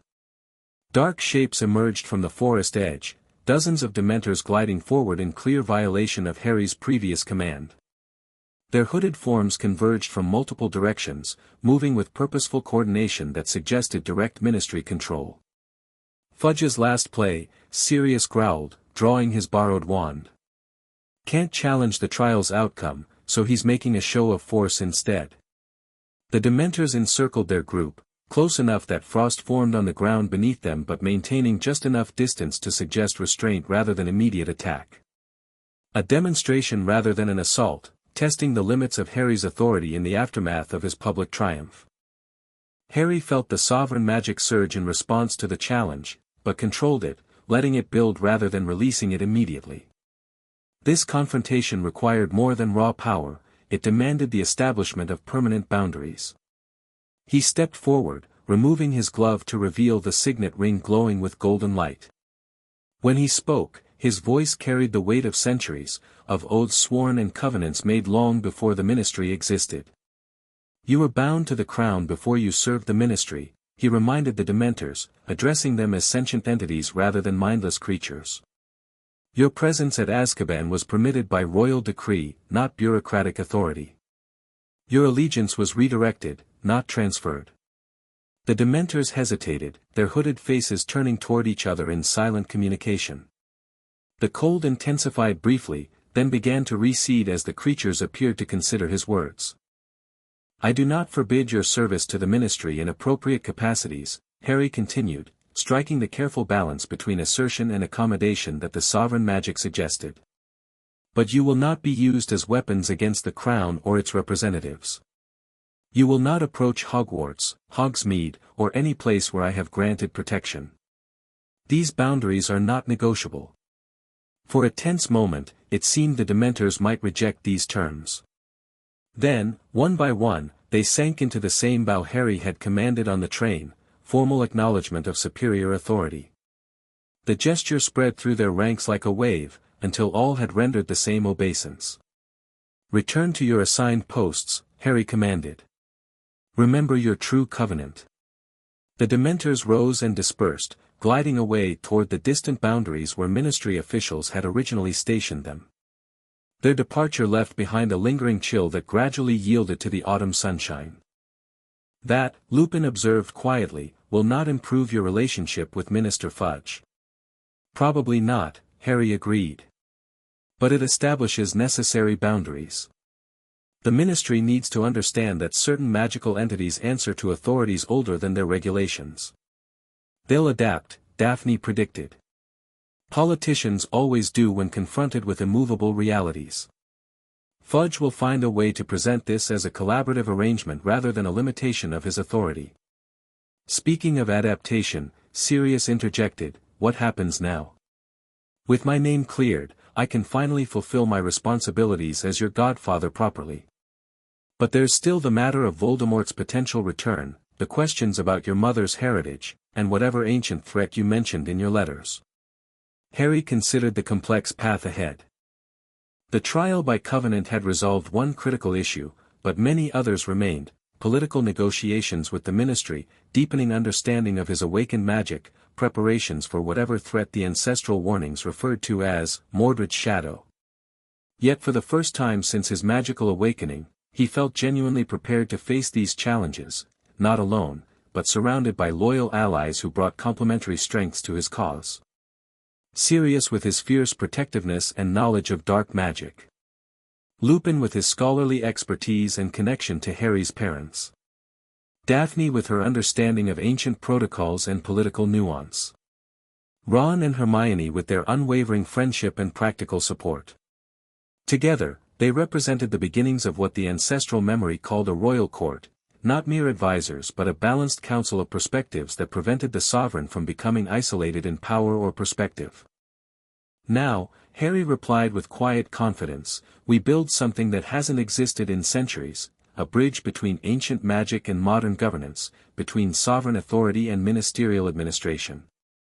Not in opposition, but in balance. The signet ring gleamed in the autumn sunshine, its dragon and sword emblem catching the light like a promise. Whatever came next, political maneuvering, magical discovery, or direct confrontation with ancient enemies, Harry Potter would meet it not just as the boy who lived, but as the sovereign awakened, heir to a magical legacy that had finally returned to guide magical Britain through the challenges ahead. And this time, he wouldn't face those challenges alone. The end. Thank you for watching this video. Please be sure to subscribe to our channel and like this video.